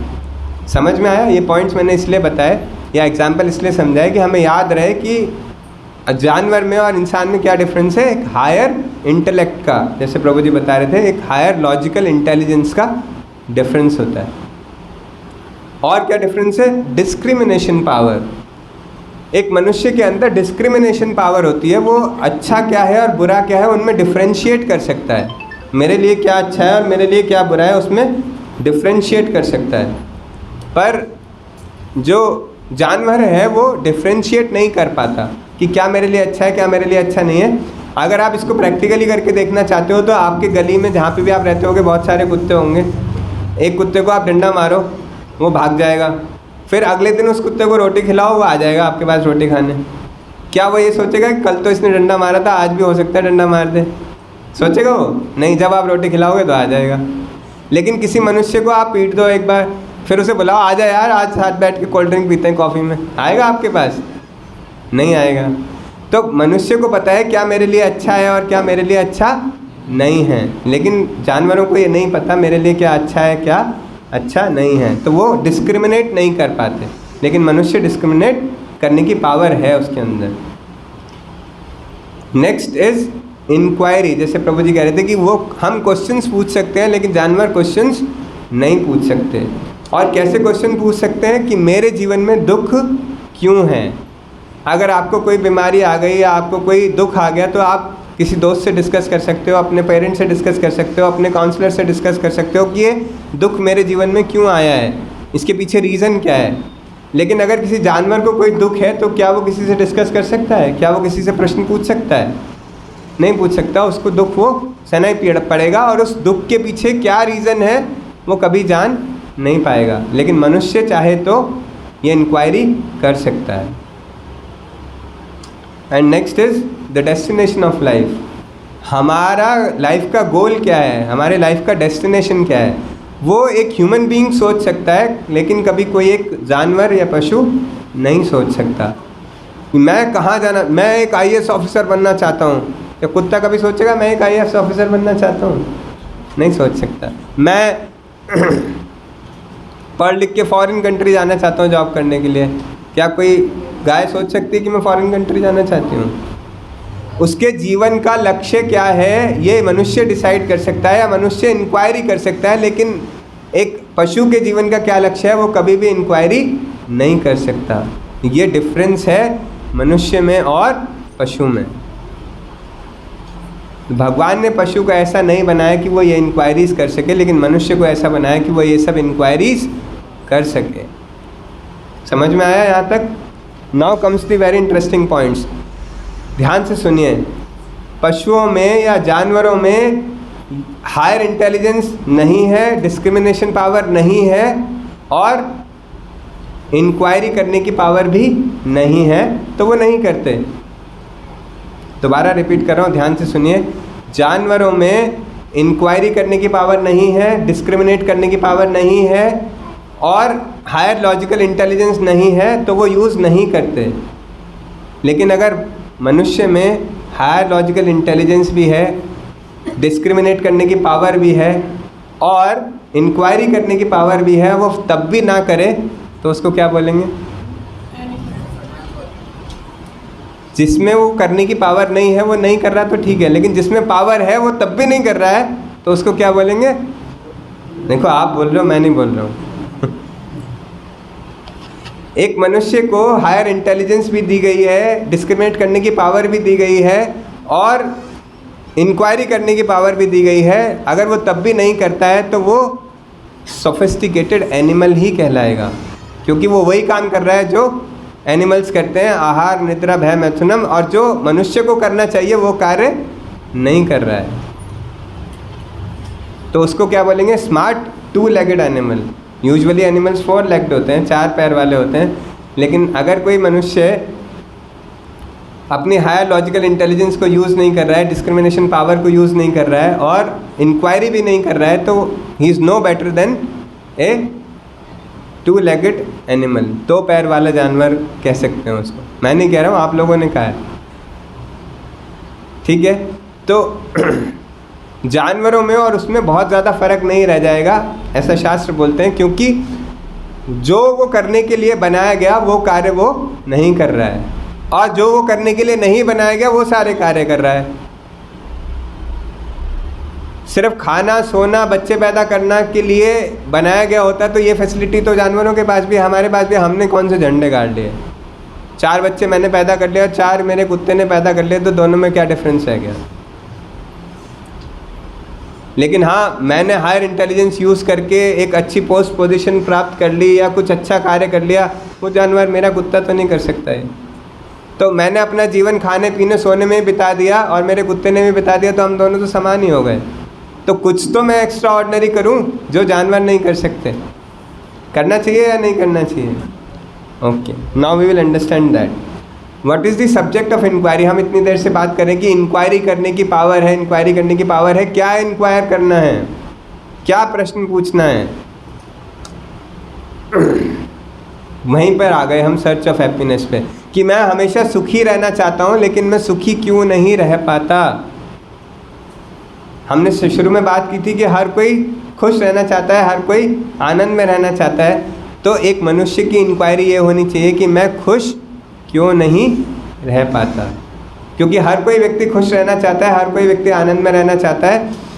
तो उसको ये प्रश्न पूछना चाहिए कि मैं खुश क्यों नहीं रह पाता, और मैं खुश रहना चाहता हूँ तो मुझे उसके लिए क्या करना पड़ेगा। ओके, जब वो ढूंढता है खुशी तो उसको लगता है कि अगर मेरे पास बहुत सारा पैसा हो जाएगा तो मैं बहुत खुश हो जाऊँगा। या किसी को लगता है मेरे पास बहुत पावर आ जाए, मैं मिनिस्टर बन जाऊँ, नेता बन जाऊँ, MLA MP बन जाऊँ तो मैं बहुत खुश हो जाऊँगा। या उसको लगता है मैं बहुत फेमस एक्टर एक्ट्रेस बन जाऊँ तो मैं बहुत खुश हो जाऊँगा। या मेरी हेल्थ बहुत अच्छी रहे तो मैं बहुत खुश रहूँगा, या मेरा कैरेक्टर बहुत अच्छा रहे तो मैं बहुत खुश रहूँगा। ये पैरामीटर्स हमने या हमारी सोसाइटी ने सेट कर दिए एक सक्सेसफुल व्यक्ति के। अगर कोई पावरफुल है या फेमस है या बहुत पैसे वाला है या बहुत हेल्दी है या बहुत कैरेक्टर में अच्छा है तो हम उसे सक्सेसफुल कहते हैं या नहीं कहते हैं? आपके आस पड़ोस मम्मी पापा रिश्तेदार, अगर आपके पास ये सब कुछ है तो आप एक सक्सेसफुल व्यक्ति हो। या आजकल तो डिग्रेडेशन इतना ज़्यादा हो गया, इनमें से कुछ एक भी है अगर आपके पास तो भी लोग कहते हैं जी बड़ा सक्सेसफुल है, उसके पास तो बड़ा पैसा है, चाहे बीमार हो। तो हमने अपने आनंद को ढूंढने के लिए ये सब्स्टिट्यूट्स बनाए हैं, और हमें ऐसा लगता है कि बहुत पैसा आ जाएगा तो सुखी हो जाएंगे, बहुत पावर मिल जाएगी तो सुखी हो जाएंगे। लेकिन आप देख सकते हो इस दुनिया में बहुत सारे लोगों के पास बहुत सारा पैसा है लेकिन ज़रूरी नहीं है वो सुखी हैं। बहुत सारे लोगों के पास बहुत पावर है लेकिन ज़रूरी नहीं है वो सुखी हैं। तो ये सारी चीज़ें हमें सिर्फ लगता है कि सुख दे सकती हैं, एक्चुअली ये सुख नहीं दे सकती। उसको समझने का प्रयास करते हैं। We think money can buy us everything. हमें लगता है कि पैसा सब कुछ दे सकता है। मनी इज़ हनी, बोलते हैं ना, मनी इज़ हनी। मनी हमेशा मिठास दे सकता है। या कहते हैं money is better than Honey. सुना है आपने कभी money is better than Honey? नहीं सुना? ऐसी कहावत है इंग्लिश में, money is better than Honey. क्यों बोलते हैं ऐसा? हनी तो बहुत मीठा होता है। अगर नोट खाओगे तो क्या मीठे लगेंगे? नहीं मीठे लगेंगे। लेकिन हनी खाओगे तो मीठा लगेगा। लेकिन मनी क्या कर सकता है? वो हनी भी खरीद सकता है। तो हम हनी खा लेंगे मनी होगा तो। इसलिए money is better than Honey. किसी गौड़ साहब भगवान की जय। Money is better than Honey. और हनी तो सिर्फ जीभ पे स्वाद दे सकता है, जीभ के लिए कुछ खरीद के दे सकता है। लेकिन अगर मनी है तो हम उससे कान के लिए भी कुछ खरीद सकते हैं, नाक के लिए भी कुछ खरीद सकते हैं, बालों के लिए भी कुछ खरीद सकते हैं। तो वो सब जगह हर इंद्रिय को सुख पहुंचा सकता है अगर मनी है तो। ऐसा ही सोचते हैं आज के लोग। तो money can buy us food. पैसा हमारे लिए क्या खरीद सकता है? खाना खरीद सकता है। सब लोग एग्री करते हैं हम पैसा देके खाना खरीद सकते हैं या नहीं खरीद सकते? खरीद सकते हैं। Can money by us hunger? क्या हम पैसे से भूख खरीद सकते हैं? अगर आपको भूख नहीं लगी है, घर से खूब अच्छा खाना खा के आए हो, मटर पनीर शाही कोफ्ता, और फिर मैं आके कहूँ प्रभु जी थोड़ा सा प्रसाद खा लो, आपको नहीं प्रभु जी बहुत पेट भरा हुआ है, मैं कहूँगा नहीं 1000 रुपये लो, थोड़ी सी भूख जगा लो फिर खा लो। तो क्या 1000 रुपये से भूख जाग जाएगी? Can we buy hunger? We can only buy food, लेकिन हंगर हम बाय नहीं कर सकते। Money can buy us bed. अच्छा सुंदर बड़ा पलंग, सॉफ्ट पलंग खरीद सकते हो सोने के लिए। क्या नींद खरीद सकते हो? उस बड़े सॉफ्ट अच्छे पलंग पे लेटकर नींद आएगी या नहीं आएगी, क्या गारंटी है? तो मनी तो ज़्यादा ज़रूरी क्या है, नींद या पलंग? और हम भागते किसके पीछे? पलंग के पीछे। ज़्यादा ज़रूरी क्या है, फूड या भूख? भूख ही नहीं होगी तो फूड का क्या करोगे? लेकिन अब भागते किसके पीछे? फूड के पीछे। Money can buy us medicines, money क्या कर सकता है? दवाइयाँ खरीद सकता है। क्या वेलनेस खरीद सकते हैं हम? गुड हेल्थ खरीद सकते हैं क्या? नहीं खरीद सकते। लेकिन हम मेडिसिन्स के पीछे भागते हैं, गुड हेल्थ के पीछे नहीं भागते। तो our goal of this journey becomes search for happiness. इसलिए हमारे जीवन में कभी आनंद नहीं आता, क्योंकि हम गलत चीज़ों के पीछे भाग रहे हैं अपना आनंद ढूंढने के लिए। क्योंकि हम अभी तक मिसडायरेक्टेड थे, हमें पता ही नहीं था कि आनंद मिलता कहाँ से है, सुख मिलता कहाँ से है। तो हमें जैसा सोसाइटी ने बताया कि बेटा यहाँ से सुख मिलेगा, बहुत अच्छी नौकरी कर ले, खूब पैसे कमा ले, बहुत सुखी हो जाएगा। बहुत सारे ऐसे लोग हैं जो 10 लाख रुपए महीना कमा रहे हैं लेकिन बहुत दुखी हैं। कोई पोस्ट पोजीशन ले ले, बहुत सुखी हो जाएगा। पोस्ट पोजीशन लेके अभी गाजियाबाद के कौन था वो कमिश्नर ने सुसाइड कर लिया पिछले साल। कमिश्नर कोई छोटी पोजीशन होती है क्या? 2000 पुलिस वाले नीचे काम करते हैं, सुसाइड कर लिया उसने। पोस्ट पोजीशन भी सुख नहीं दे रही, अगर सुख दे रहा होता तो सुसाइड करता क्या? नहीं करता। तो इसका मतलब पोस्ट पोजीशन भी सुख नहीं देती। हमें सिर्फ ये सोसाइटी भ्रम में रखती है कि ये कर लोगे तो सुख मिल जाएगा, ये कर लोगे तो सुख मिल जाएगा, ये कर लोगे तो सुख मिल जाएगा। लेकिन किसी भी चीज़ में सुख है नहीं, क्योंकि हम गलत चीज़ों से सुख डराइव करने का प्रयास कर रहे हैं। We are searching for the right thing but at a wrong place. हम सही चीज़ तो ढूंढ रहे हैं, सुख तो हमें चाहिए, आनंद तो हमें चाहिए, हम सही चीज़ ढूंढ रहे हैं लेकिन गलत जगह पे ढूंढ रहे हैं। गलत जगह कैसे? जैसे मैं घर में सिलाई कर रहा था और मेरी सुई गिर गई और एकदम से लाइट चली गई। अब वो सुई दिखाई नहीं दे रही, तो मैं बाहर चला गया रोड पे, वहाँ स्ट्रीट लाइट चल रही थी, तो मैं स्ट्रीट लाइट के नीचे सुई ढूंढना शुरू कर दिया। तो मुझे स्ट्रीट लाइट के नीचे कभी सुई मिलेगी क्या? क्यों नहीं मिलेगी? वहाँ लाइट जल रही है, सुई नहीं मिल सकती मुझे। हाँ, अच्छा, क्यों नहीं मिलेगी मुझे सुई? सुई तो घर पे खोई थी और मैं स्ट्रीट लाइट के नीचे ढूंढ रहा हूँ, तो कैसे मिल सकती है? कितने भी जन्म लगा दो ढूंढने के लिए, तो क्या कभी मिलेगी? नहीं मिलेगी। इसलिए सुख कहीं और है और हम ढूंढ रहे हैं यहाँ पर। तो क्या हमें सुख मिलेगा? नहीं मिलेगा। दिस मटेरियल वर्ल्ड, जिस दुनिया में हम रहते हैं, इसको भगवान ने बनाया और इसका नाम रखा दुखालयम अशाश्वतम। दुखालयम अशाश्वतम का क्या मतलब होता है? जैसे आपने सुना होगा पुस्तकालय, सुना है पुस्तकालय? क्या होता है वहाँ पे? पुस्तकें ही पुस्तकें होती हैं। आपने सुना होगा हिमालय, सुना है? क्या होता है वहाँ पे? बर्फ़ ही हिम होती है, बर्फ़ ही बर्फ़ होती है। भोजनालय तो सुना ही होगा, क्या होता है वहाँ पे? भोजन ही भोजन। जहाँ पे जो चीज़ बहुत ज़्यादा अधिक मात्रा में होती है उसका नाम रख देते हैं भोजनालय या हिमालय या पुस्तकालय। तो भगवान ने इसका नाम रखा दुखालय। तो यहाँ पे क्या होगा? सबसे ज़्यादा दुख ही दुख होंगे। तो ये जो भौतिक जगत जिसमें हम रहते हैं वो है दुखालय, जहाँ पर दुख ही दुख है।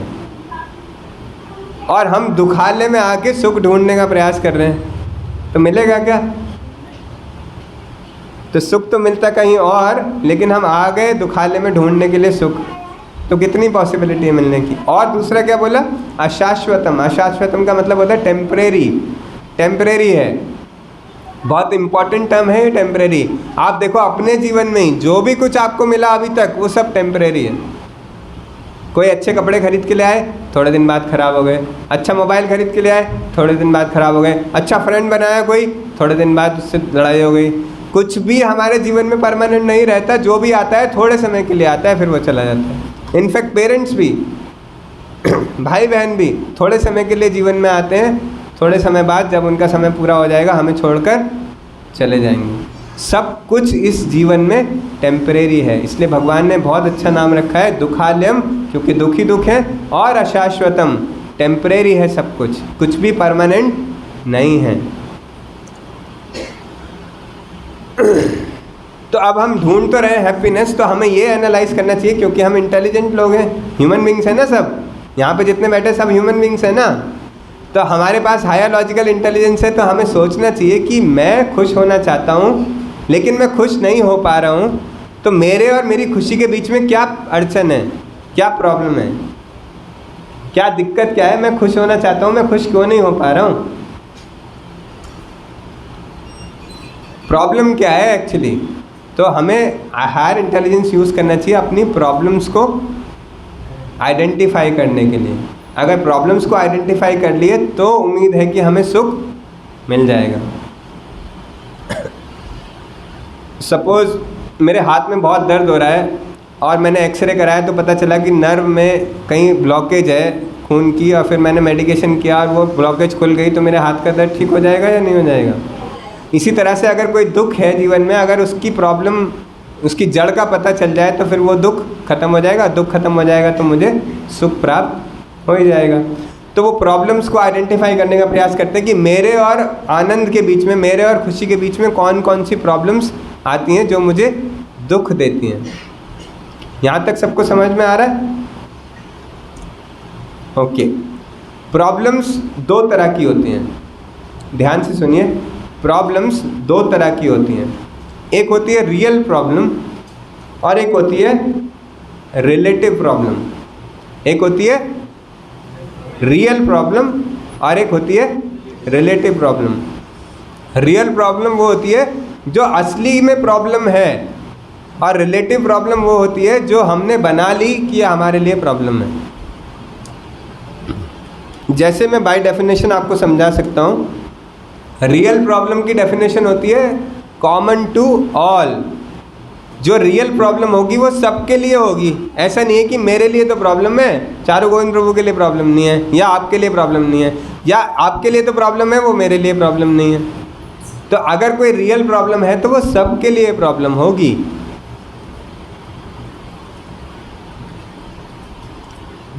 जैसे लेटेस्ट एग्जांपल ले सकते हैं, कोरोना। क्या वो मेरे लिए प्रॉब्लम थी या आपके लिए नहीं थी, या आपके लिए प्रॉब्लम थी मेरे लिए नहीं थी, या सबके लिए प्रॉब्लम थी? सबके लिए प्रॉब्लम थी। Common to all. तो जो कॉमन टू ऑल प्रॉब्लम है वो रियल प्रॉब्लम की कैटेगरी में आती है। ओके, सेकंड क्राइटेरिया क्या है? No one wants it. वो ऐसी प्रॉब्लम होगी जिसे कोई नहीं चाहता। वो ऐसी प्रॉब्लम होगी जिसे कोई भी अपने जीवन में नहीं चाहता। And no one can avoid it. कोई चाहता भी नहीं है अपने जीवन में, लेकिन उसको कोई अवॉइड भी नहीं कर सकता।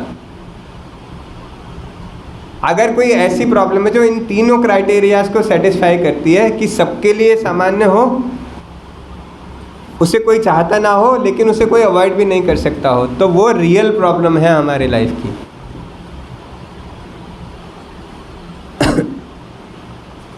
तो कौन कौन सी ऐसी प्रॉब्लम्स हैं? हंगर, मृत्यु। मृत्यु, हाँ, सबको आती है। Very good. और कोई चाहता नहीं है मरना। देखो, हर चीज़ में हम ये तीनों चीज़ें लगा के देख सकते हैं। और no one can avoid it. हाँ, मृत्यु को कोई अवॉइड भी नहीं कर सकता। Very good. मृत्यु को हम रख सकते हैं। Disease, lack of knowledge. Common to all तो नहीं है, किसी के पास तो चारों लोगों के पास बहुत नॉलेज है। ओल्ड एज, हाँ, old age common to all, हाँ, सबको आता है। नो वन वांट्स इट, हाँ, कोई बूढ़ा होना नहीं चाहता। कोई चाहता है बूढ़ा होना? नहीं। और अगर सब बूढ़ा होना चाहते तो ये ब्यूटी पार्लर्स कैसे चलते हैं, ये सैलून्स कैसे चलते हैं? कोई बूढ़ा नहीं होना चाहता, इसलिए तो सारे सैलून्स और ब्यूटी पार्लर्स चलते हैं। और no one can avoid it. कोई बूढ़ा होने से बच नहीं सकता, सबको एक ना एक दिन तो बूढ़ा होना ही है। थोड़े दिन हम मेकअप करा के, प्लास्टिक सर्जरी करा के चला सकते हैं काम, लेकिन एक ना एक दिन तो बूढ़े हो ही जाएंगे। तो हम बुढ़ापे को रख सकते हैं। सैडनेस, मेरे पास तो कोई सैडनेस नहीं है, I am happy. Common to all नहीं है। एक्सीडेंट्स कॉमन टू ऑल है। सबका एक्सीडेंट होता है क्या? नहीं, ऐसा तो नहीं है। कितने लोग हैं यहाँ पे जिनका एक्सीडेंट हुआ है कभी? तो ये 40 लोगों में से 4 लोगों ने हाथ उठाया। कॉमन टू ऑल कैसे हुआ फिर? नहीं तो फर्स्ट डेफिनेशन में ही नहीं लगा। और कुछ? जन्म मृत्यु जरा व्याधि, माता जी ने पढ़ा है। Okay, shloka from shastras. देखो, हम शास्त्र से बोलते हैं, तो शास्त्र में क्या श्लोका है? जन्म मृत्यु जरा व्याधि दुख दोषानु दर्शनम। जन्म, मृत्यु, जरा और व्याधि, ये 4 चीज़ें ऐसी हैं जो इन तीनों कैटेगरीज को सफाइस करेंगी। कॉमन टू ऑल, जन्म सबका होता है, मृत्यु सबकी होती है, जरा मतलब बुढ़ापा, बुढ़ापा सबको आता है, और बीमारी भी सबको आती है। कितने लोग हैं यहाँ जो बचपन से लेकर आज तक कभी ना कभी बीमार पड़े होंगे? देखो, कॉमन टू ऑल, सबके हाथ खड़े हो गए। कोई ऐसा नहीं होता जो बीमार नहीं पड़े। तो शास्त्र बताते हैं जन्म मृत्यु जरा व्याधि, ये चारों चीज़ें ऐसी हैं जो इन तीनों कैटेगरीज को सफाइज करती हैं, कॉमन टू ऑल है। कोई चाहता नहीं है इनको। कौन बीमार होना चाहता है? कोई बीमार होना नहीं चाहता। लेकिन क्या हम बीमारी को रोक सकते हैं? नहीं रोक सकते। जब आनी है तो आएगी। अभी वायरल फीवर चल रहा है तो सब लोगों को आ ही रहा है। 5-10 लोगों का मैसेज आ गया, प्रभु जी वायरल हो रहा है इसलिए नहीं आ रहा। तो no one can avoid it. तो ये चार चीज़ें ऐसी हैं, जन्म मृत्यु जरा व्याधि, जिनको हम रियल प्रॉब्लम्स की कैटेगरी में रख सकते हैं। बर्थ, अब आप कह सकते हो कि बर्थ कैसे प्रॉब्लम हो गया? बर्थ तो हम हैप्पी बर्थडे टू यू गाते हैं, ये प्रॉब्लम थोड़ी है। तो कोई किसी का जन्म हो रहा है तो खुशी की बात है, आप प्रॉब्लम बता रहे हो बर्थ को। क्या लगता है, बर्थ प्रॉब्लम है या नहीं है? जो बच्चा 9 महीने पेट में माँ के लटका रहता है, उससे पूछो कि उसके लिए प्रॉब्लम है या नहीं। आपको एक कमरे में बंद कर दिया जाए 2 फीट बाई 2 फीट के 3 दिन के लिए, कैसे लगेगा आपको? कैसा लगेगा? अच्छा नहीं लगेगा ना। बच्चे को 9 महीने रहना पड़ता है, वो भी ऐसी हालत में, उल्टा माँ के पेट में। कैसा लगता होगा उसको? और फिर आजकल की मॉडर्न मम्मियाँ कभी गोलगप्पे खा लेती हैं, कभी कुछ चटपटा खा लेती हैं, तो उसकी स्किन में चुभता है जाके। वहाँ कीड़े होते हैं, वो कीड़े काटते हैं उसको, लेकिन वो किसी को कुछ बोल नहीं पाता, अपना दुख व्यक्त नहीं कर पाता, लेकिन बहुत दुखी होता है। और शास्त्र ऐसा बताते हैं कि वो भगवान से प्रार्थना भी करता है कि भगवान मुझे निकालो इस कोठरी से। खैर, तो ये सब ये इस चीज़ का प्रूफ है कि बर्थ भी जो है वो एक प्रॉब्लम है। और इसको इस तरह से भी समझ सकते हैं कि बाकी सारे प्रॉब्लम्स जो हैं वो इसी प्रॉब्लम की वजह से आते हैं। अगर पैदा होगा तभी तो बुढ़ापा आएगा, तभी तो बीमारी आएगी, तभी तो मृत्यु आएगी। पैदा ही नहीं होगा तो बाकी सारे दुख भी नहीं आने वाले हैं। तो ये सारी प्रॉब्लम्स की जड़ जो है वो यही है, बर्थ। देन ओल्ड एज, बुढ़ापा। बुढ़ापा भी प्रॉब्लम है, ये तो सब जानते हैं। जैसे जैसे बूढ़े होते जाएंगे वैसे वैसे बाल उड़ जाएंगे मेरी तरह, वो लगेगा कि अरे बाल ही उड़ गए। फिर बॉडी उतना सपोर्ट नहीं करेगी, इतने एनर्जेटिक नहीं रहेंगे, आंखों में चश्मा लग जाएगा। तो ओल्ड एज भी एक प्रॉब्लम है। और डिजीज़, बीमारी तो सबके लिए प्रॉब्लम है ही है। और डेथ तो सबके लिए प्रॉब्लम है। किसके लिए डेथ प्रॉब्लम नहीं है? सबके लिए डेथ प्रॉब्लम है। अपनी हो या अपने किसी रिश्तेदार की हो या किसी गली मोहल्ले में हो, सबके लिए प्रॉब्लम ही है। तो ये चार जो है वो रियल प्रॉब्लम्स हैं। समझने वाली बात ये है कि ये चार जो हैं, जन्म मृत्यु जरा व्याधि, ये चार हमारी रियल प्रॉब्लम्स हैं। और इसके अलावा 3 और हैं, वो भी समझ लीजिए। अगर ये 7 को आपने समझ लिया तो इन 7 के अलावा कोई और जीवन में प्रॉब्लम नहीं होती। इन 7 के अलावा जो भी है वो रिलेटिव प्रॉब्लम है। इन 7 के अलावा जो भी कुछ है हमारे जीवन में अगर प्रॉब्लम, तो वो रिलेटिव प्रॉब्लम है। और रिलेटिव प्रॉब्लम है मतलब हमारे मन के द्वारा क्रिएट करी हुई है या सिचुएशनल है, थोड़े दिन के लिए है, थोड़े दिन के बाद चली जाएगी। रियल प्रॉब्लम्स जो हैं वो हमेशा रहने वाली हैं। तो ये 3 मोर प्रॉब्लम्स जो हैं उनको देखते हैं। उनका नाम है आदि भौतिक क्लेश। बोलिए, आदि भौतिक क्लेश। तो 4 रियल प्रॉब्लम्स हो गई, जन्म मृत्यु जरा व्याधि, और फिर उसके बाद आया आदि भौतिक क्लेश। और एक और होता है आदि आत्मिक क्लेश। बोलिए, आदि आत्मिक क्लेश। और तीसरा आदि दैविक क्लेश। ये 3 तरह के क्लेश होते हैं। 4 रियल प्रॉब्लम्स और 3 तरह के क्लेश होते हैं। 7 टोटल याद रखेंगे, जन्म मृत्यु जरा व्याधि, आदि भौतिक, आदि दैविक और आदि आत्मिक।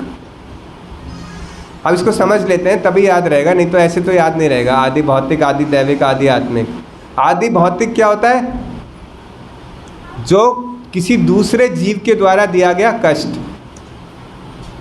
आदि भौतिक क्लेश, जब कोई और जीव हमें परेशान कर रहा है, कोई पड़ोसी हमें बहुत परेशान कर रहा है, किसी ने हमारे ऊपर कोर्ट केस कर दिया, गर्लफ्रेंड छोड़ के भाग गई, बीवी से लड़ाई हो गई, या पति से झगड़ा हो गया, या बच्चे बहुत परेशान कर रहे हैं, या सास ससुर बहुत परेशान कर रहे हैं, या कोई भी दूसरा जीव मुझे परेशान कर रहा है, उसको बोलते हैं आदि भौतिक क्लेश। वो जीव कोई भी हो सकता, मच्छर ने काट लिया, डेंगू हो गया, वो भी आदि भौतिक क्लेश है। काटता है ना मच्छर, वो भी दूसरा जीव है।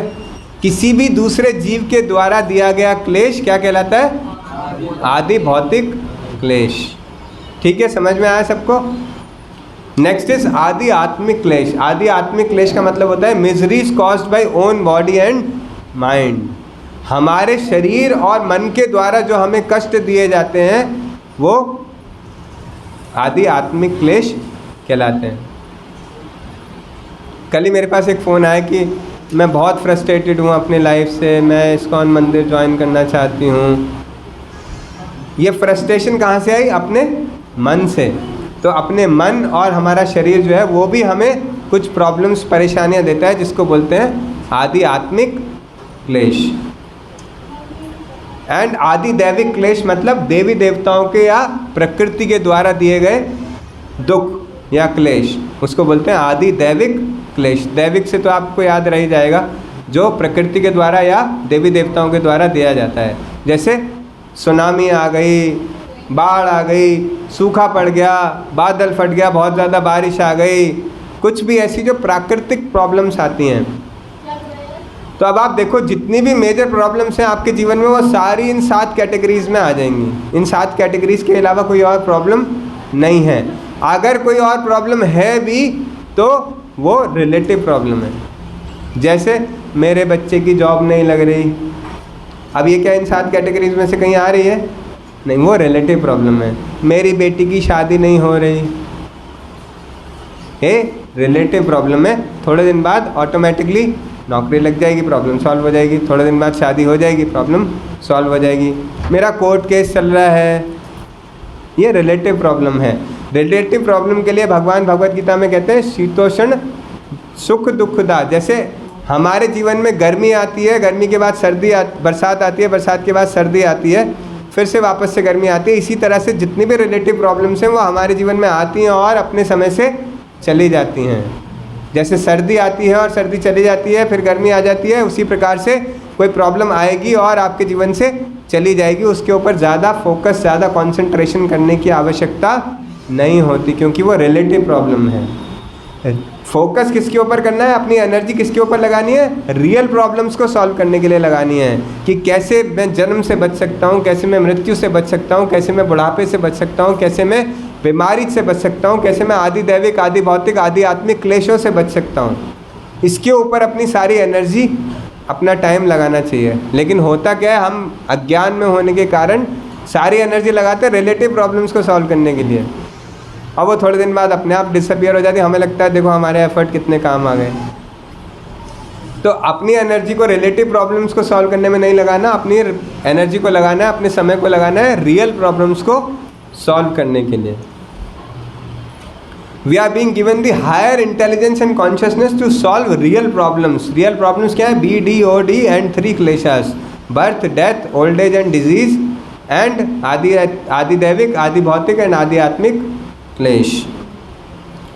But unfortunately we keep running after solving EMSD। EMSD का क्या मतलब है? कौन बताएगा? हायर लॉजिकल इंटेलिजेंस लगाओ। हाँ, eating, meeting, sleeping and defending.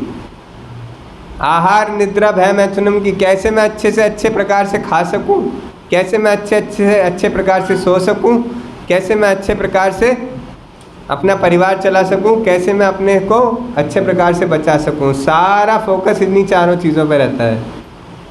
जहाँ की होना चाहिए था फोकस अपनी रियल प्रॉब्लम्स को सॉल्व करने के लिए। तो हम क्या कर रहे हैं एक्चुअली, किसी को एक मर्सिडीज़ बेंज मिल गई, सपोज आपको एक मर्सिडीज़ गाड़ी मिल जाए, तो क्या करोगे? हाँ, शो ऑफ। हाँ, शो ऑफ करोगे, या बैठाओगे किसी अपने रिलेटिव को, मम्मी को, या किसी को अपने चाहने वाले को बैठाओगे और लॉन्ग ड्राइव पे घुमाने लेके जाओगे, प्लेजर ड्राइव के लिए लेके जाओगे। यस और नो? अगर किसी को एक वो मर्सिडीज़ बेंज गाड़ी मिल गई लॉटरी में, और उसने उस गाड़ी से खेत जोतना शुरू कर दिया अपना, और उसने पीछे हल बांधा गाड़ी के और उसको खेत में चला रहा है, और आपने देख लिया उसको मर्सिडीज़ गाड़ी के पीछे हल बांध के खेत जोतते हुए, तो क्या कहोगे आप? क्या वो गाड़ी का सही यूटिलाइजेशन कर रहा है या गाड़ी को ख़राब कर रहा है? तो मर्सिडीज़ गाड़ी बनी है किसी और काम के लिए, खेत जोतने के लिए ट्रैक्टर है भाई, ट्रैक्टर ले आके किराए पे ट्रैक्टर से जोत ले, मर्सिडीज़ को क्यों ख़राब कर रहा है? ये एग्जाम्पल मैं इसलिए दे रहा हूँ जिससे कि आप समझ पाओ या याद रख पाओ कि हमें हायर लॉजिकल इंटेलिजेंस मिली हमारी रियल प्रॉब्लम्स को सॉल्व करने के लिए, लेकिन उस हायर लॉजिकल इंटेलिजेंस से हम कर क्या रहे हैं? Eating, meeting, sleeping and defending की प्रॉब्लम सॉल्व कर रहे हैं। तो हमें मर्सिडीज़ गाड़ी मिली प्लेजर ड्राइव के लिए, लेकिन हम उससे खेत जोतने का कार्य कर रहे हैं जिसके लिए वो नहीं बना। तो होगा क्या? क्या खेत ठीक प्रकार से जुत पाएगा? गाड़ी से नहीं जुत पाएगा, और गाड़ी भी ख़राब हो जाएगी, और गाड़ी ख़राब होगी तो हमें फ्रस्ट्रेशन होगी, गाड़ी ख़राब हो गई। ऐसे ही हम अपनी लाइफ को ख़राब करते हैं और फिर फ्रस्ट्रेशन होती है, फिर एंग्जाइटी होती है, फिर डिप्रेशन होता है, क्योंकि हम गलत चीज़ यूज़ करते हैं गलत काम करने के लिए। हम अपनी हायर इंटेलिजेंस यूज़ कर रहे हैं अपनी रिलेटिव प्रॉब्लम्स को सॉल्व करने के लिए। जिस दिन हम अपनी हायर इंटेलिजेंस यूज़ करेंगे अपनी रियल प्रॉब्लम्स को सॉल्व करने के लिए, आपकी लाइफ से सारा दुख, सारी एंग्जाइटी, सारा डिप्रेशन, सब कुछ चला जाएगा। सिर्फ फोकस रिलेटिव प्रॉब्लम से रियल प्रॉब्लम्स में चेंज करना है, इतनी सी बात है सिर्फ। We should use our higher intelligence for higher purpose. Last 10 minutes की अब डिस्कशन बचा हुआ है, बोर तो नहीं हो रहे आप लोग? समझ में आ रहा है? Okay. We should use our higher intelligence for higher purpose. हमारा हायर पर्पस के लिए हमें अपने हायर इंटेलिजेंस को यूज़ करना चाहिए। नाउ क्वेश्चन अराइजेस कि हायर पर्पस है क्या? What is our higher purpose? क्या है हायर पर्पस? कौन बताएंगे? ओहो, बहुत ज़्यादा हाई हो गया है तो नए लोगों में से कोई बताए क्या है हायर पर्पस? ओहो, नए लोगों में से कोई बताए हायर पर्पस। इतनी देर से हम डिस्कशन कर रहे हैं, क्या समझ में आया? क्या करना है हमें हायर इंटेलिजेंस से? हाँ, हमारा इंक्वायरी करना या अपने रियल प्रॉब्लम्स को सॉल्व करना। What is higher purpose? ध्यान से समझिए। Higher purpose is to become brahmana, not to become kripana. ये वर्ड सुने आपने? ब्राह्मण सुना है? और कृपण वर्ड सुना है? नहीं सुना? कंजूस सुना है? कंजूस को संस्कृत में कृपण कहते हैं। कंजूस कौन होता है? अरे, जो पैसे खर्च नहीं करता। मतलब दूसरे शब्दों में कहें तो जिसके पास कुछ है लेकिन वो उसको यूज़ नहीं करता, उसको कंजूस कहते हैं। मेरे पास बहुत सारे कपड़े, पूरी वार्डरोब भरी हुई है, लेकिन हमेशा मैं बनियान चड्डी में घूमता रहता हूँ। लोग कहेंगे यार कितना कंजूस आदमी, इतने अच्छे अच्छे कपड़े अलमारी भरे हुए लेकिन कपड़े ही नहीं पहनता। कहेंगे कंजूस या नहीं कहेंगे? तो कंजूस व्यक्ति वो होता है, या कृपण व्यक्ति वो होता है जिसके पास है लेकिन वो उसको यूज़ नहीं करता। और ब्राह्मण कौन होता है? ब्राह्मण ये नहीं, मैं बात नहीं कर रहा वो लिखवा दे ब्राह्मण का बेटा गाड़ी के पीछे, वो ब्राह्मणों की बात नहीं कर रहा मैं। ब्राह्मण का मतलब वो व्यक्ति जिसके पास जो है उसको उसके पर्पस के लिए यूज़ करता है। ब्राह्मण के पास ज्ञान होता है तो वो उस ज्ञान को बांटता है लोगों को, ज्ञान को बांटकर वो सोसाइटी का भला करने का प्रयास करता है, सोसाइटी का अच्छा करने का प्रयास करता है। तो जिसके पास जो है अगर वो उसे उस पर्पस के लिए यूज़ करता है तो वो ब्राह्मण कहलाएगा, और जिसके पास जो है अगर वो उसे यूज़ नहीं करता है तो वो कृपण कहलाएगा। तो हमारा हायर पर्पस क्या है? हमारे पास हायर इंटेलिजेंस है, इंक्वायरी करने की शक्ति है, डिस्क्रिमिनेट करने की शक्ति है, तो हम उसको उसके लिए यूज़ करेंगे तो हम ब्राह्मण कहलाएंगे, और अगर हम उसको यूज़ नहीं करेंगे तो हम कृपण कहलाएंगे, कंजूस कहलाएंगे। तो अभी हमने 2 श्लोका के फर्स्ट 2 लाइन पढ़े थे, आप सब लोगों ने मेरे साथ बोला था आहार निद्रा भय मैथुनम चा सामान्य में तत् पशुभिर्नराणाम। वो 2 लाइन थे। अब नेक्स्ट 2 लाइन आज अब पढ़ेंगे। धर्मो हि तेषाम् अधिको विशेषो धर्मे न हीना पशुभे समाना। बोलेंगे मेरे साथ साथ नेक्स्ट वाली 2 लाइन। धर्मो हि तेषाम् अधिको विशेषो धर्मे न हीना पशुभि समाना। तो धर्मो ही तेषाम अधिको विशेषो। तो ह्यूमन बींग्स और एनिमल्स में जब हम कंपेयर कर रहे थे तब हमने पढ़ा था वो आहार निद्रा भय मैथुनम। तो धर्मो ही तेषाम, धर्म ही मनुष्यों को जानवरों से अलग करता है, या मनुष्य के पास जो धर्म है वही उसकी विशेषता है जो उसे जानवरों से अलग करती है। और फिर आगे क्या लिखा है, धर्मेन हीना पशु भी समाना। अगर धर्म से कोई हीन हो गया तो वो पशु के समान है। तो धर्म एक हमारा ऐसा प्रोरोगेटिव है जो हमें जानवरों से अलग करता है। अगर हम धर्म को फॉलो नहीं करते तो हम जानवर के ही समान हैं, ऐसा शास्त्र बोल रहे हैं, मैं नहीं बोल रहा। आपके सामने श्लोक है, धर्मेन हीना पशु भी समाना। जो धर्म से हीन है वो पशु के समान है। पूरा श्लोक समझ में आ गया। आहार निद्रा भय मैथुनम च सामान्य में तत् पशु भी नरानाम धर्मो ही तेषाम अधिको विशेषो धर्मे न हीना पशु भी समाना।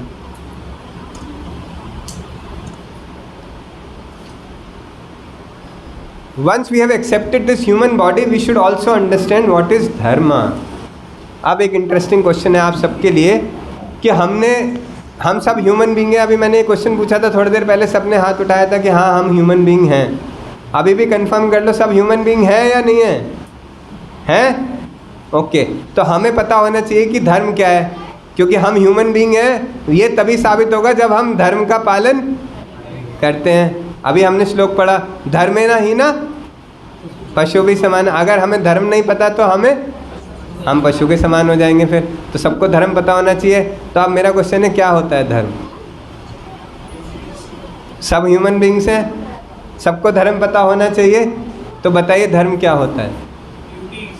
Yes Prabhu ji. To serve the supreme. Very good. और कोई? ड्यूटी। मेरी ड्यूटी क्या है, वो धर्म होता है। ओके, और कोई आंसर? राइटियसनेस। Very good. और भक्ति करना। अच्छा, कितने लोगों को लगता है भक्ति करना धर्म है हमारा? मुझे तो नहीं लगता। हाँ जी, हाँ बताइए। धर्म है भक्ति करना। अच्छा, टेररिस्ट तो भक्ति नहीं करते, तो वो क्या ह्यूमन बीइंग नहीं है? हाँ, have a purpose in life. कोई ऐसा हो सकता है जिसका कोई पर्पस ना हो, तो क्या वो ह्यूमन बीइंग नहीं होगा? हाँ, तो वो पशु के समान है, आप ही नहीं बताया जिसको धर्म पशु के समान है। ओके, और कोई answer? Intelligent answer. Higher logical intelligence नहीं यूज़ कर रहे हैं आप। हाँ जी, लीव द नेचर या लिव विद द नेचर। एक व्यक्ति का जो नेचर होता है वो उसका धर्म होता है, ऐसा कहना चाह रहे हो आप? नहीं, जो उसका असली नेचर है वो धर्म होता है। ओहो, अच्छा, कहते तो हिंदू धर्म, मुस्लिम धर्म, ईसाई धर्म, ये धर्म नहीं होते क्या? ये धर्म नहीं होते। कितने लोग मानते हैं हम हिंदू हैं? तो हिंदू आपका धर्म नहीं है? तो किसी ने तो बोला नहीं हिंदू धर्म है। मैं तो पूछा धर्म क्या होता है, आप बोलते हिंदू धर्म होता है, मुस्लिम धर्म होता है, किसी ने बोला नहीं। क्या लगता है आपको, हिंदू धर्म है, मुस्लिम धर्म है, ईसाई धर्म है, सिख धर्म है या धर्म नहीं है? धर्म है? नहीं है? है? ओहो, अच्छा, मानने वालों के लिए सब धर्म है, ना मानने वालों के लिए कुछ धर्म नहीं है। ओके, देखो हम सब ह्यूमन बींग्स हैं और हम सबको धर्म क्या है ये तो पता होना चाहिए। अप्लाई और उसको इम्प्लीमेंट तो बाद में करेंगे, एटलीस्ट ये पता होना चाहिए कि धर्म क्या है।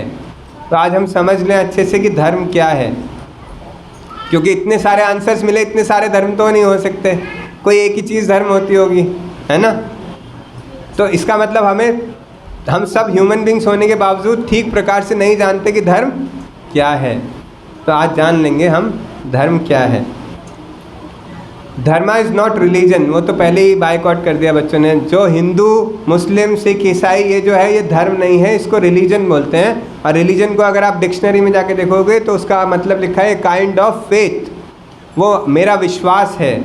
तो वो धर्म नहीं हो सकता, वो मेरा विश्वास है। और उसको मैं अभी एक्सप्लेन करूँगा कैसे हिंदू या मुस्लिम या सिख या ईसाई ये कोई धर्म नहीं है, ये सिर्फ एक तरह का विश्वास है कि मैं हिंदू तरह के रीति रिवाजों में विश्वास करता हूँ तो मुझे हिंदू कहते हैं, मैं मुस्लिम धर्म के रीति रिवाजों में विश्वास करता हूँ तो मुझे मुस्लिम कहते हैं। ये आपका धर्म नहीं हो सकता।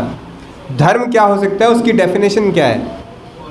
जैसे मैंने रियल प्रॉब्लम्स की डेफिनेशन बताई थी ना, common to all, nobody wants it, nobody can avoid it, ऐसी धर्म की भी डेफिनेशन होती है।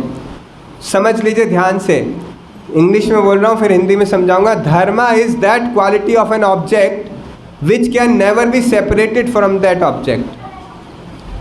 धर्म एक ऐसी क्वालिटी है किसी भी वस्तु या व्यक्ति की जो उस वस्तु या व्यक्ति से कभी भी अलग नहीं की जा सकती।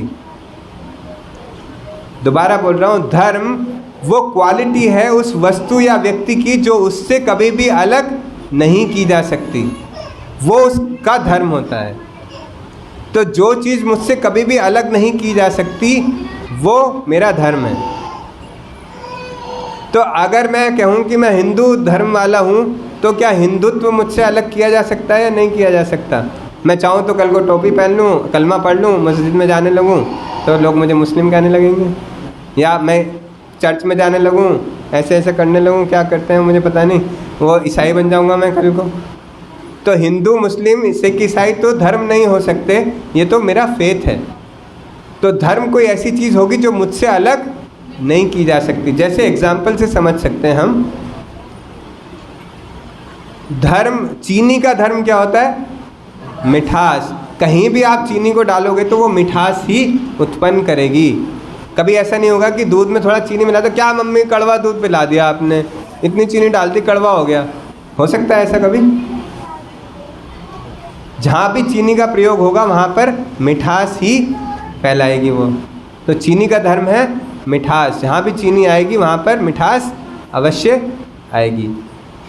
नमक का धर्म है नमकीनपन, जहाँ भी नमक डालोगे वहाँ नमकीन हो जाएगा। कोई ऐसा नहीं बोल सकता हलवे में आज नमक बहुत ज़्यादा डाल दिया आपने। नमकीनपन ही उत्पन्न करेगा जब भी कहीं पर नमक का यूज़ किया जाएगा। कभी भी नमक डालकर किसी भी चीज़ को मीठा नहीं बनाया जा सकता या खट्टा नहीं बनाया जा सकता। तो नमक अपना धर्म कभी नहीं छोड़ता। नमक का नमकीनपन नमक से कभी अलग नहीं किया जा सकता। चीनी का मीठापन चीनी से कभी अलग नहीं किया जा सकता। ऐसी मिर्च का धर्म होता है तीखापन, जहाँ भी मिर्च डाली जाएगी वहाँ पर तीखापन आएगा ही आएगा। मिर्च से कभी भी उसका तीखापन अलग नहीं किया जा सकता। और इसी प्रकार से पानी का धर्म होता है तरलता, लिक्विड फॉर्म। पानी से कभी भी तरलता का गुण नहीं छीना जा सकता। आप कहोगे थोड़ी देर फ्रीज़र में रख दो तो प्रभु जी सॉलिड हो जाता है, लेकिन थोड़ी देर फिर बाहर रख दोगे तो फिर क्या होगा? फिर वापस से तरल हो जाएगा। तो वो अपने ओरिजिनल गुण को नहीं छोड़ता। तो जैसे चीनी का धर्म है मिठास, नमक का धर्म है नमकीनपन, इसी प्रकार से मनुष्य का भी कुछ धर्म है। वो धर्म क्या है? जो हमसे कभी अलग नहीं किया जा सकता। मैं बताऊं या आप बताओगे? सोचो एक बार कि वो ऐसा क्या चीज़ है जो हमसे कभी भी अलग नहीं की जा सकती। वही हमारा धर्म है। सोल, हाँ, सोल हमसे कभी अलग नहीं किया जा सकता। सोल तो अलग किया जा सकता है। सोल चला जाएगा जब हमारी डेथ हो जाएगी। तो भक्ति हमसे कभी अलग नहीं की जा सकती। वेरी नाइस आंसर, बट मैं तो नहीं भक्ति करता बिल्कुल भी। Service to God. Service to God, मान्यता, मानवीयता। जैसे एग्जाम्पल, किसी की हेल्प करना, किसी के ऊपर दया करना, ये सब चीज़ें मानवता। तो फिर से मैं वही एग्जाम्पल दे रहा हूँ, टेररिस्ट का धर्म।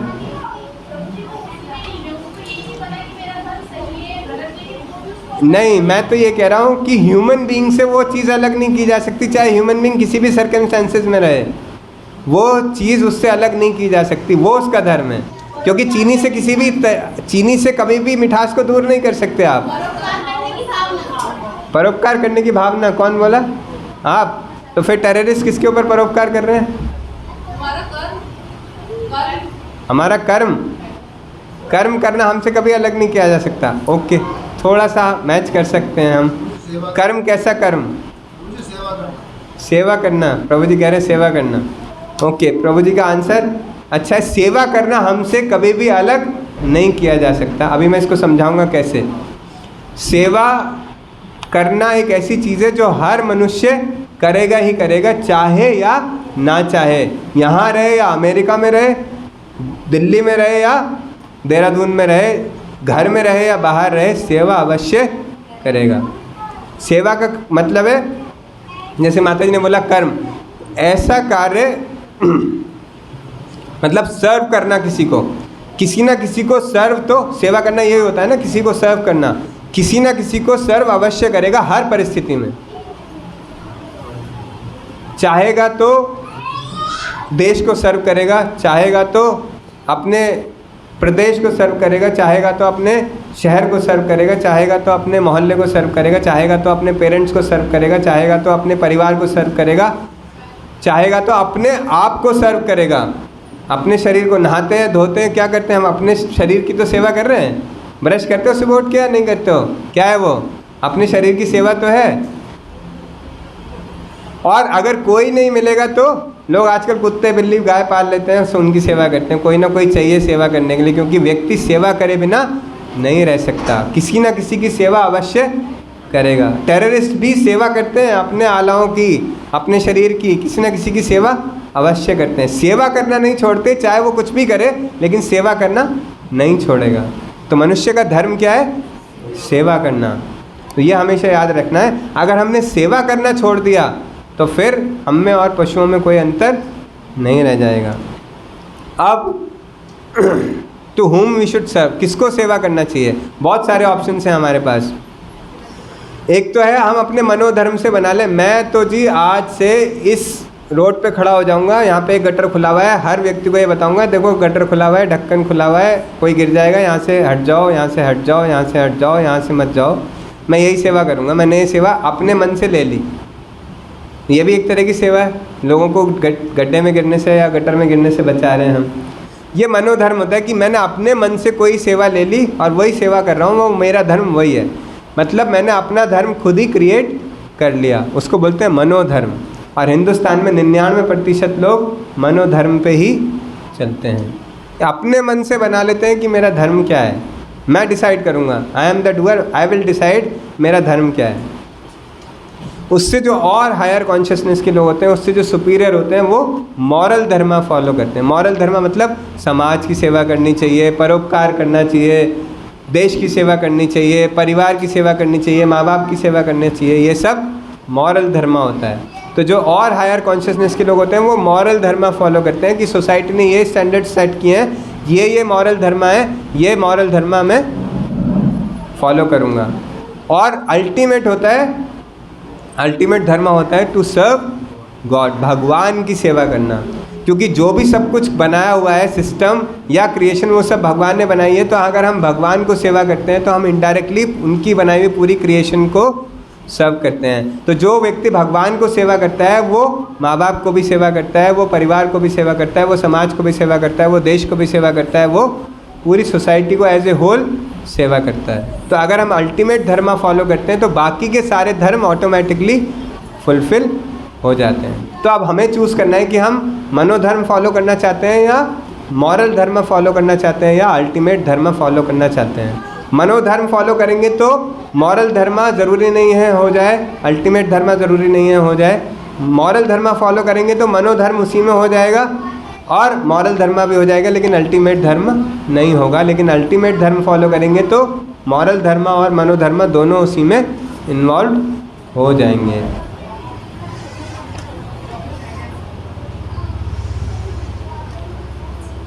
But what we do, instead of loving and serving God, we are looking for solutions to our problems in modern technology and advancement. तो हम करते क्या हैं, हमें ये तो पता नहीं कि हमारा अल्टीमेट धर्म क्या है, अभी तक नहीं पता था। तो हम क्या करते हैं, मॉडर्न टेक्नोलॉजी में अपनी प्रॉब्लम्स के सॉल्यूशन ढूंढते हैं। अपनी जन्मपत्री लेके जाते हैं, कौन होते हैं, एस्ट्रोलॉजर्स के पास, पूछते हैं ये बड़ी प्रॉब्लम, शनि की महादशा चल रही है, कब ख़त्म होगी बता दीजिए पंडित जी। पंडित जी बोलते पहले 5,000 रुपये जमा कराओ तब बताऊंगा। पंडित जी पहले अपनी प्रॉब्लम दूर कर रहे हैं। तो हम मॉडर्न टेक्नोलॉजी को देखते हैं अपनी प्रॉब्लम्स दूर करने के लिए। मॉडर्न टेक्नोलॉजी क्या करती है? Modern technology gives temporary solutions या पैचअप सॉल्यूशंस,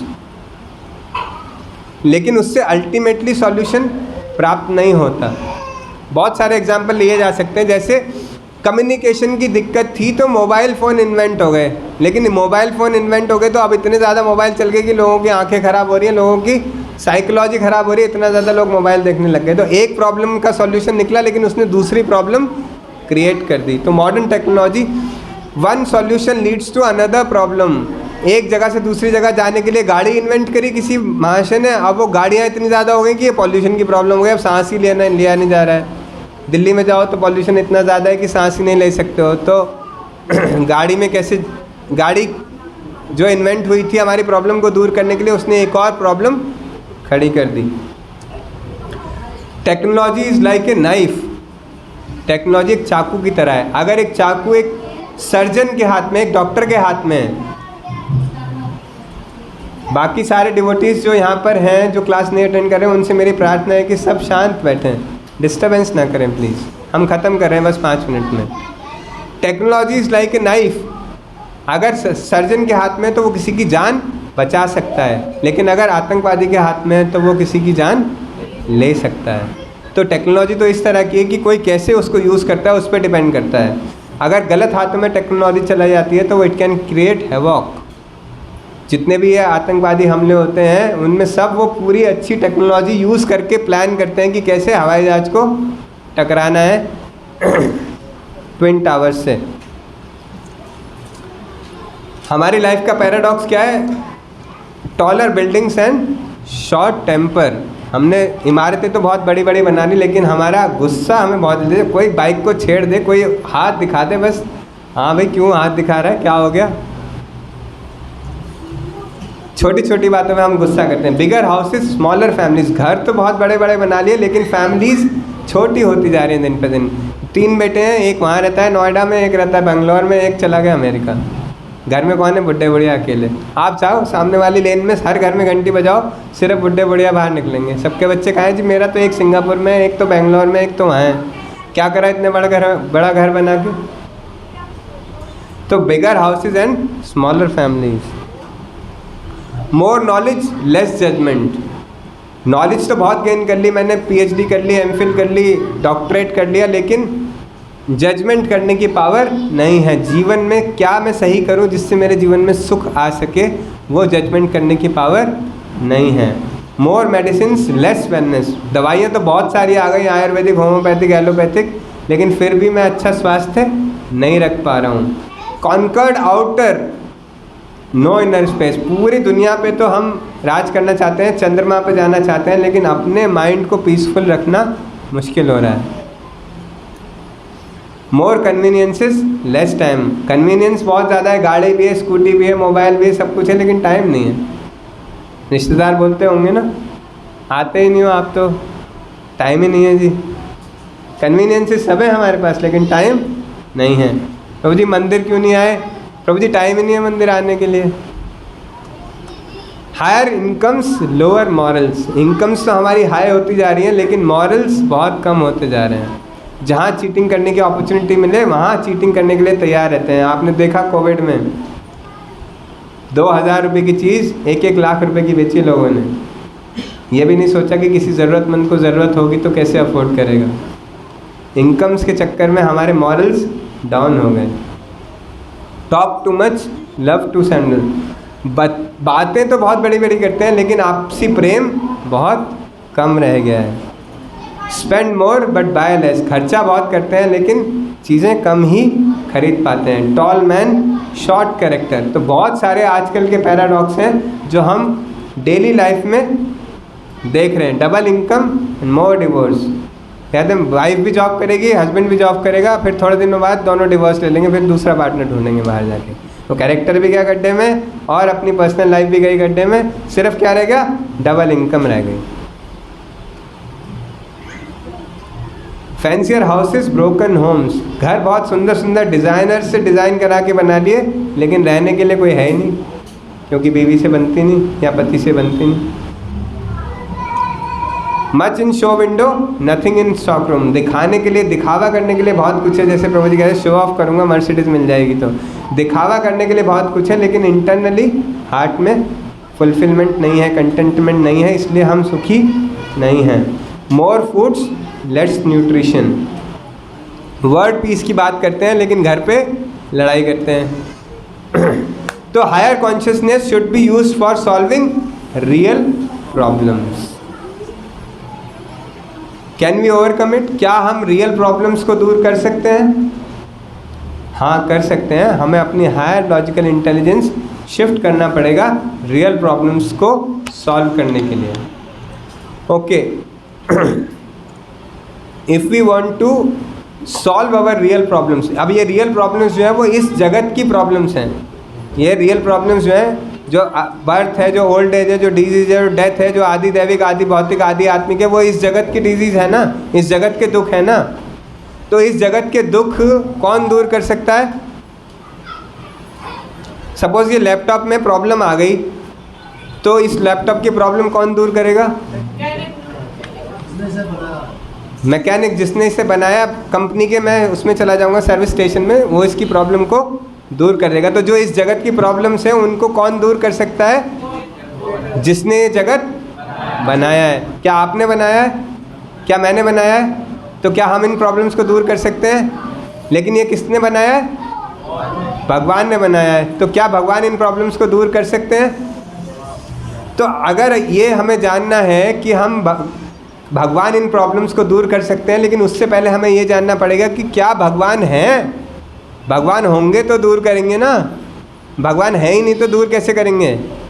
भगवान होंगे तो अवश्य दूर कर देंगे, लेकिन क्या भगवान है इसको तो समझ लें हम ठीक प्रकार से। तो नेक्स्ट सेशन जो होगा नेक्स्ट संडे को 4 बजे, उसमें हम करेंगे डिस्कस डज गॉड एग्जिस्ट, क्या भगवान है। मैंने एक क्वेश्चन पूछा था सबसे स्टार्टिंग में कि कितने लोगों को लगता है कि भगवान है, तो सबने हाथ उठाया था। लेकिन उसको साइंटिफिकली, लॉजिकली हम समझने का प्रयास करेंगे कि कैसे, अगर आपसे कोई पूछ ले भगवान है प्रूफ करिए, कैसे प्रूफ करोगे? लेकिन ये सेशन अटेंड करने के बाद आप प्रूफ कर पाओगे कि हाँ भगवान हैं।